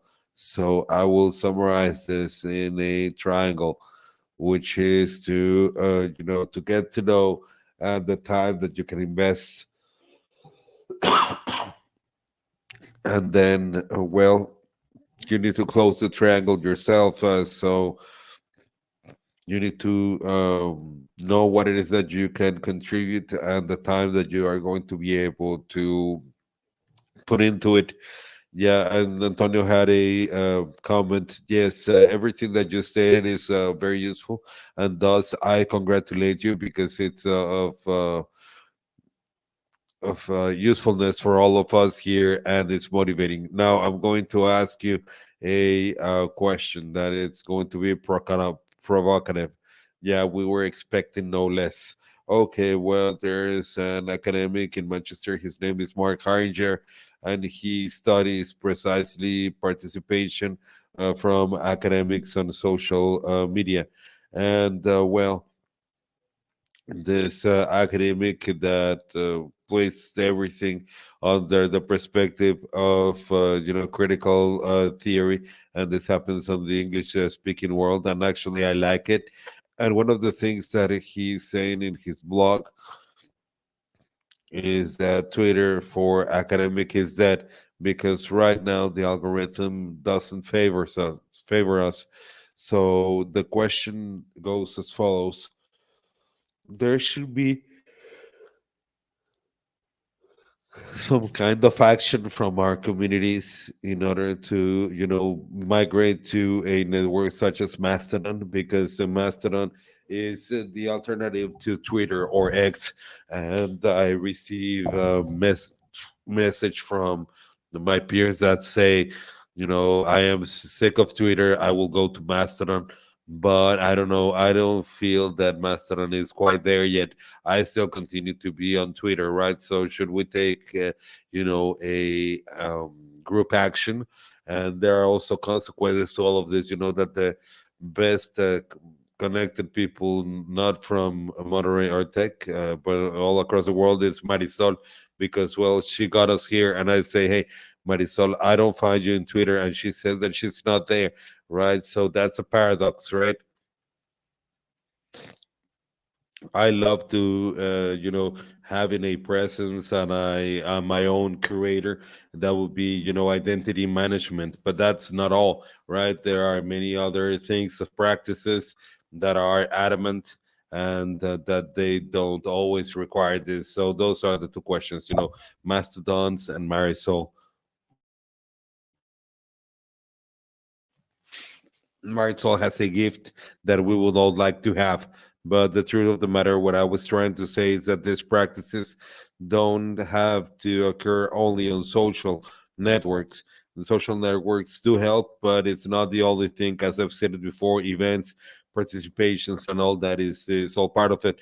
And it's not only Twitter. It is true that Twitter or X has been useful in order for us to carry out or to get to know what other academics were doing. We have 4 minutes left. So what we're going to do is that we will push this for later, because we don't have an answer right now for that. We can discuss this further. And the second question is, what practices or strategies do you use in order to increase, your professional prestige and the relevance of your work? And right there, and then you have several possibilities.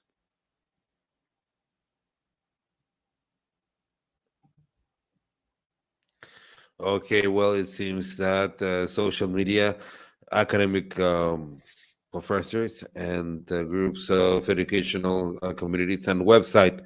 Yeah, well, that's lucky. It doesn't always work right. I was before coming here, I was looking to see how I appeared. What can I control in the website of my own university in order to change my profile, so to call it, or not? So, I mean, it's pretty much streamlined from what I can tell. We do have time for a question. Yeah, sure, sure. Thank you.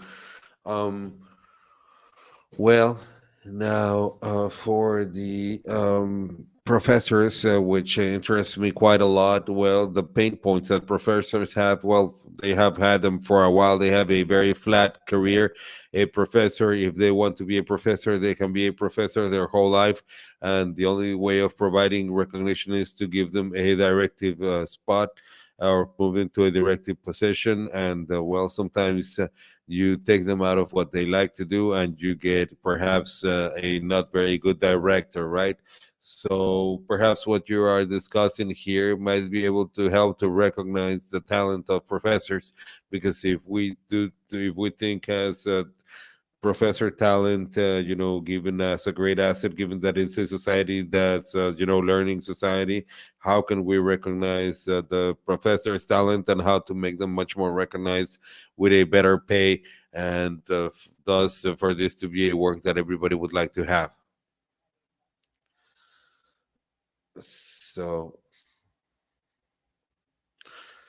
obviously we need to understand, the final knowledge, and at least initially many of us that work in academics and being professors in other educational levels, we do this out of a calling, right? So this is what truly moves us, and this is also what moves, open practices that we have been discussing here. That calling is what drives you, and your peer recognition, when you have a brand that transcends and perhaps you are well known everywhere.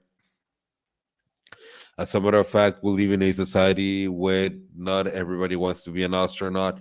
They want to be influencers, right? And now we have our influencer educators, right, that have many followers, and they are able to convey and to truly transcend on what can be this localized context that we have discussed before. And it can be events or figures, and many people follow them, and they not only follow them from the influencing standpoint, but they follow them because they are conveying something that they're doing so great and it's so useful to me that I am using it, right? So this is an opportunity for that professor that they're calling, has driven them to where they're at, and money comes second place. And we do have another question regarding collective intelligence, and we're going to see many examples of practice communities you've got.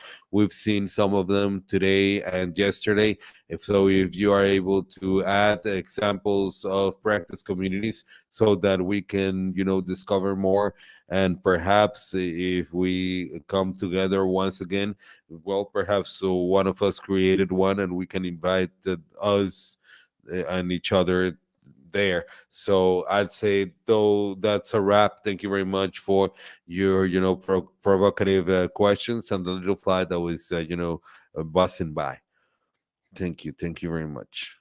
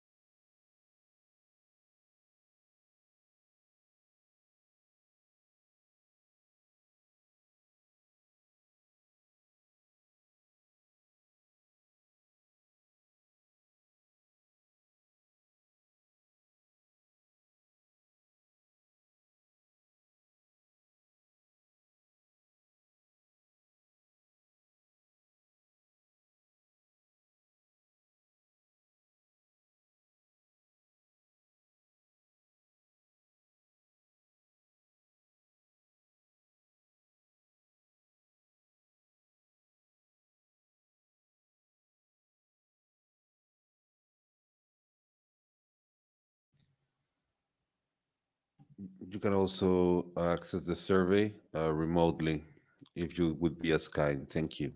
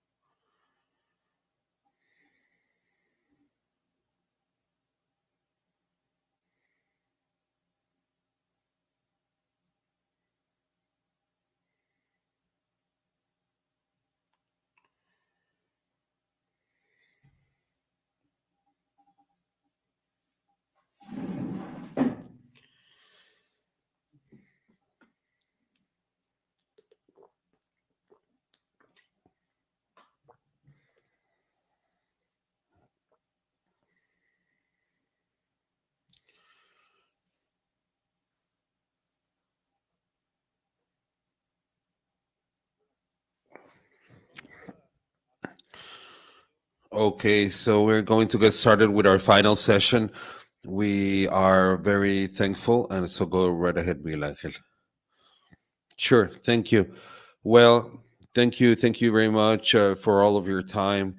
And well, I just wanted to say, well, I would first start by thanking, and then I will give some data. This is going to be a very brief session because the final it's a concert with a pianist, and we're also going to have a talk that is related to learning processes and a lecture, and also a pianist concert that the Comillas Association or Foundation rather is gifting all of us. And the chapel, it's so nice that we opened up this invitation to other people from the community. So it'd be great for us to finish or wrap things up fast, for everybody to get a better place, or a better seat. So if you're going to leave today in the bus, either in a while or tomorrow when the concert is over, there we're going to have a fortified cocktail so that you won't starve on planes. I know that planes have a lot of food right now, but this is for you not to eat so much on the plane. We're gonna have a cocktail where we always do. So that's one. And number two, well, you know that Dr. Marisol went to get Edgar, and that's why she's not here. But this is just a taste of the team that Marisol has comprised. The morning was as great as we planned it out to, with the presence or without the presence of the doctor. And well, she is, behaving, in a great fashion with our peer Edgar. So thank you very much. And now the floor is going to be shared with my peers. Okay, well, thank you very much, Miguel Angel. And well, this has been a boot camp. This has been a wonderful Congress where we have learned a lot, where we've known, we have learned many things, and we have opened up a route that is very important for open knowledge, for equity of knowledge, for justice around the world, through education and research. And this is, well, why we are here for. So I will share a couple of anecdotes. The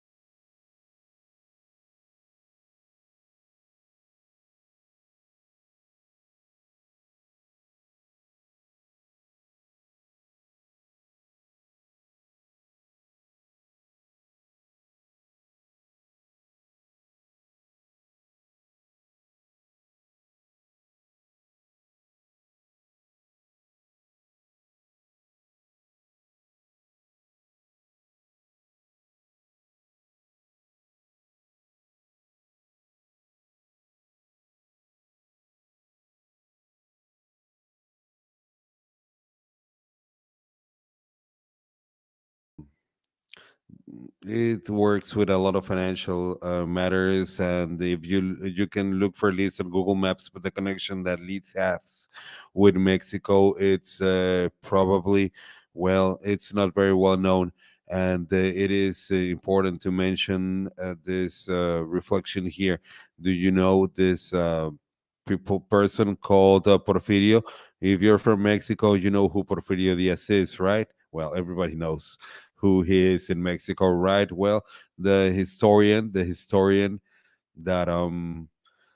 rescued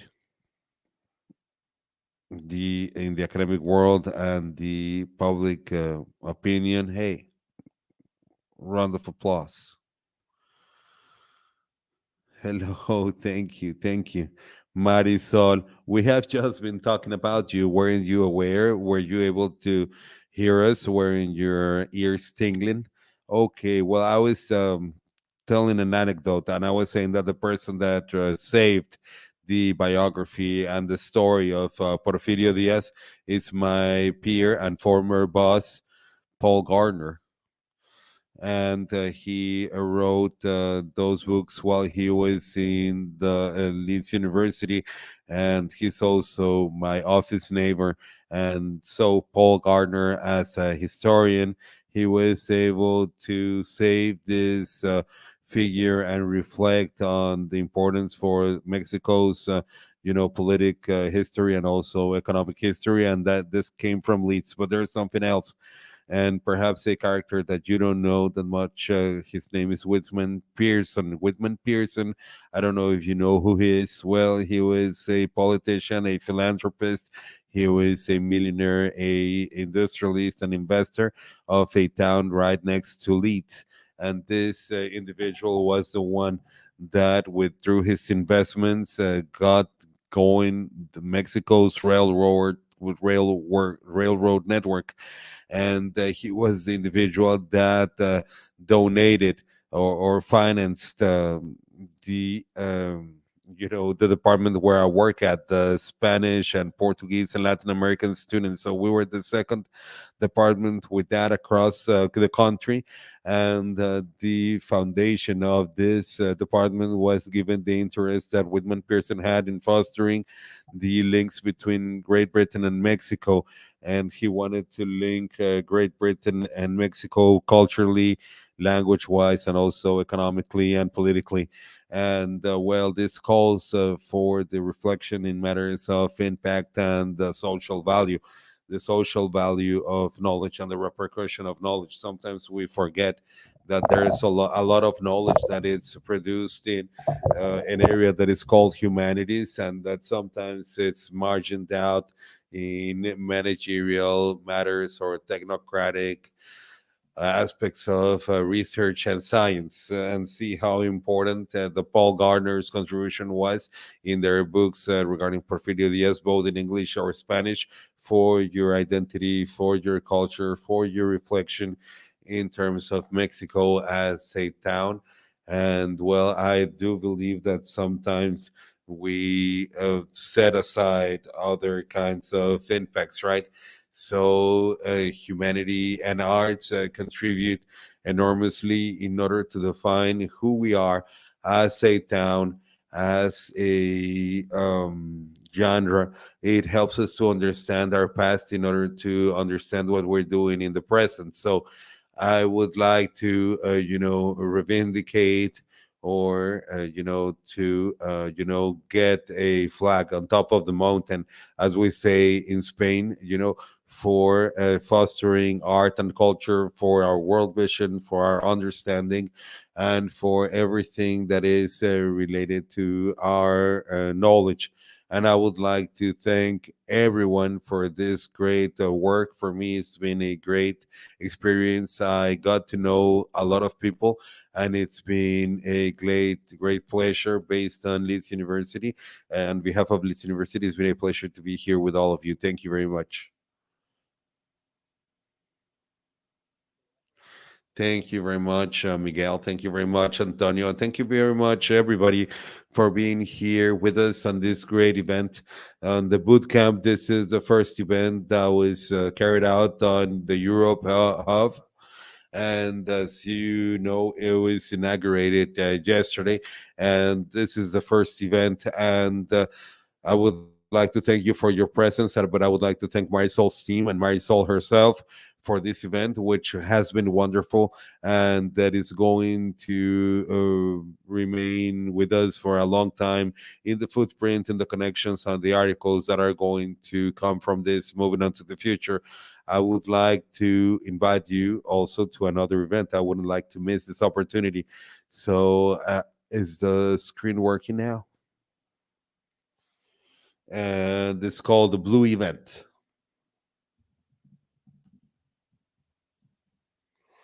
Es el IFE Conference. If a conference, I'm sure that you know it, or perhaps you know it more given, well, it was it used to be called the CA, but from this year moving forward, it's called the IFE Conference. IFE Conference 2024 is going to happen in Tec de Monterrey, and I need to look at the dates. It's from the 23rd to the 25th of August.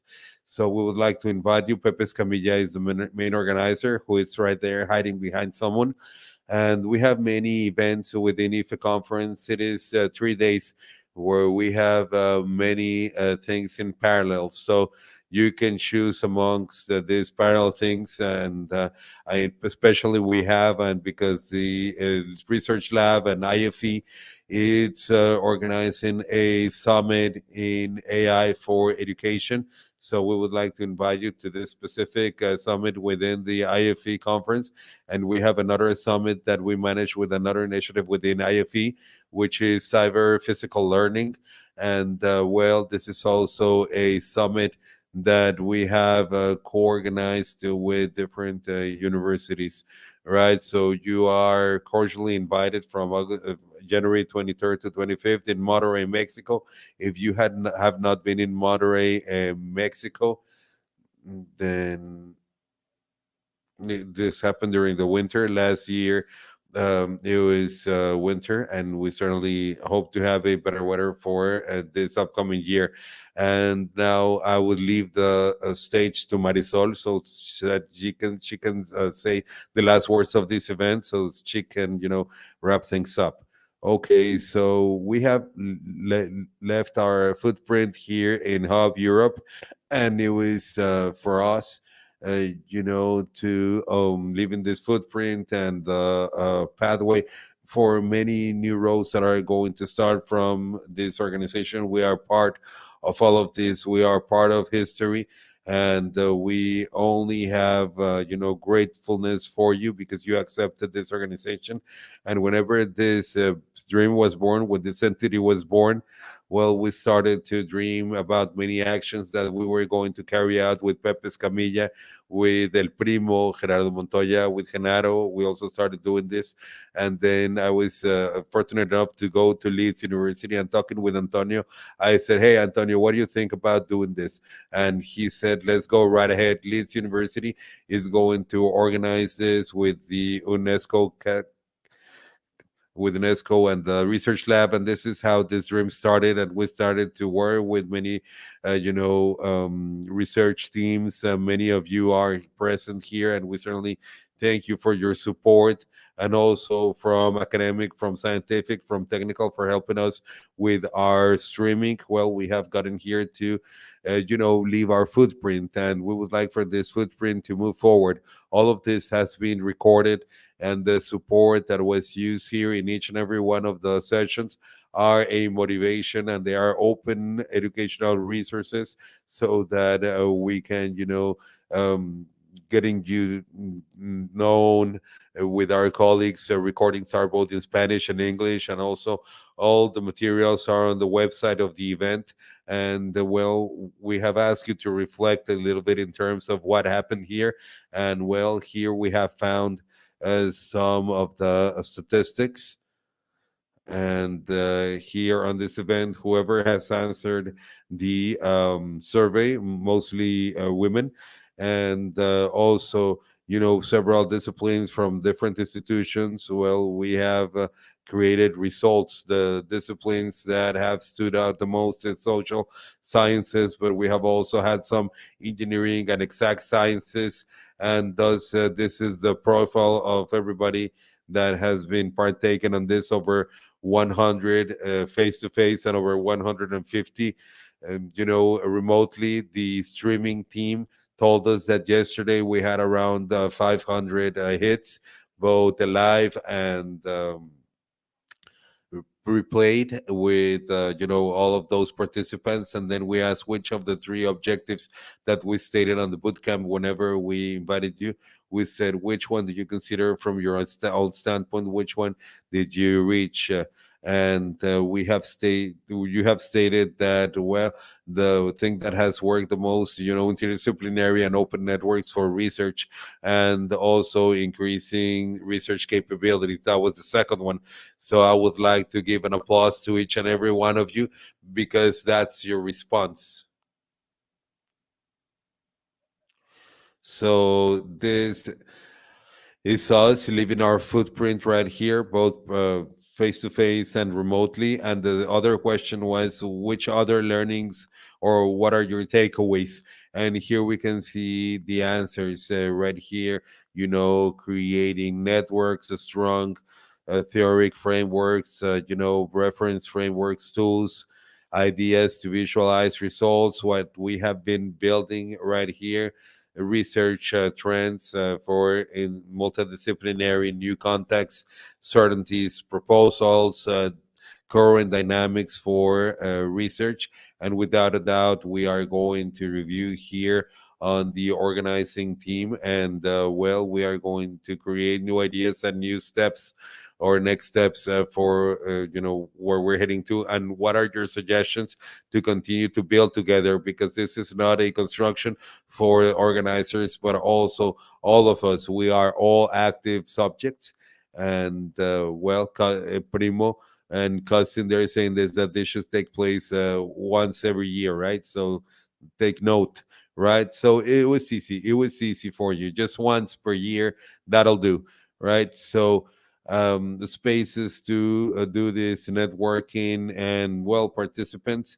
Well, we are going to share all of this because the networks that we created here are quite nice. We certainly love talking to everybody and seeing you talk and saying that you were building bridges, space encounters, databases with participants, and how can we organize this kind of events, open science and open education.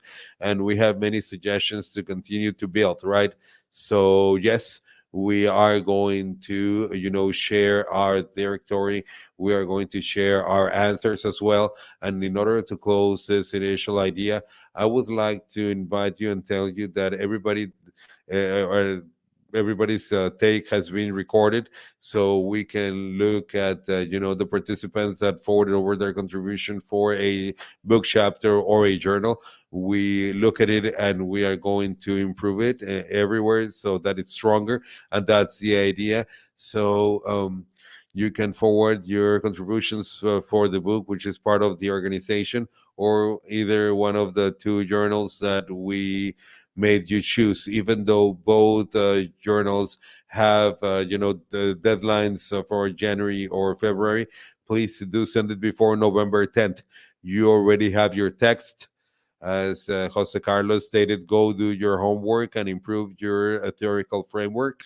And we should you should do that improvement, and by November 10th you should forward it over to the magazine or the book chapter.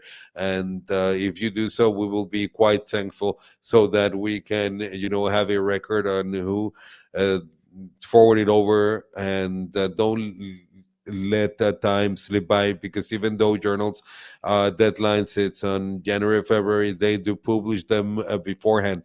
So it is important for you to do this right from the get-go, so that it's see the light, right? So on behalf of all participants, I would like to ask Diego to step forward, because Diego was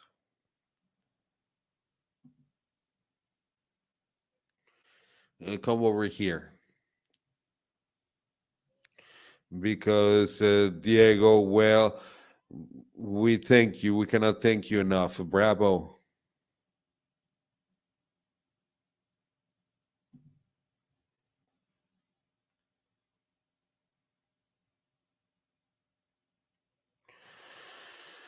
Okay, so great job from Diego, from all of his organization. Great work with us with the conference, as with the conference speakers. And thank you very much for all of our colleagues that prepared all their talks. Well, we were used to give conferences in our specialty areas, and we discuss what we have discussed and all of that. But how can we comprise our research competences in a better fashion?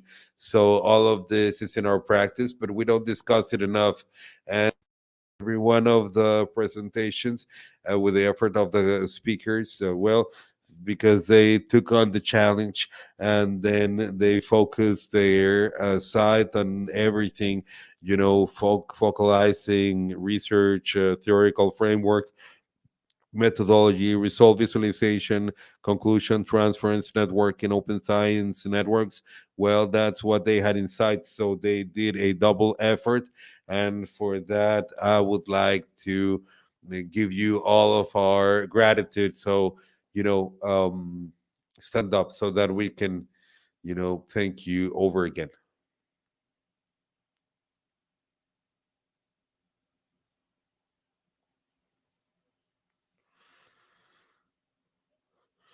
So this are the networks, and these are the networks of our colleagues, our generosity and networks and knowledge, and we are very as excited for all of our colleagues here and what we've seen this few days and what's coming next.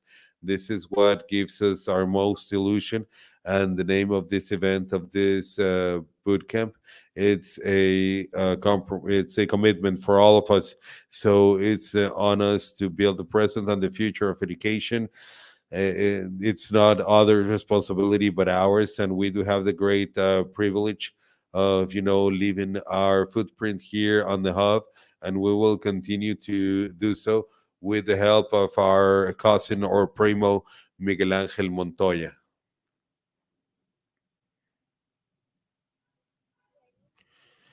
Okay, and last but not least, I would like to thank everybody, but also the colleagues that had the microphone on top.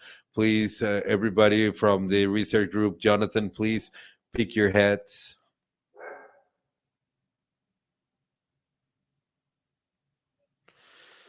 To the streaming team, to the Esire company that helped us, and Ugo, their sound, to the interpreters that are in Mexico early in the morning, interpreting real time each and every one of our, conferences. Exactly. And the whole team that was, in Mexico, they were waking up at 2, 3, 4 in the morning, and they provided their companionship. So thank you very much. Now, on behalf of the whole team, well, we would wrap up or semi wrap up this boot camp, because we are going to go to the piano concert. That's going to be wonderful, but this is the video that we're going to leave you with. Wonderful, by the way.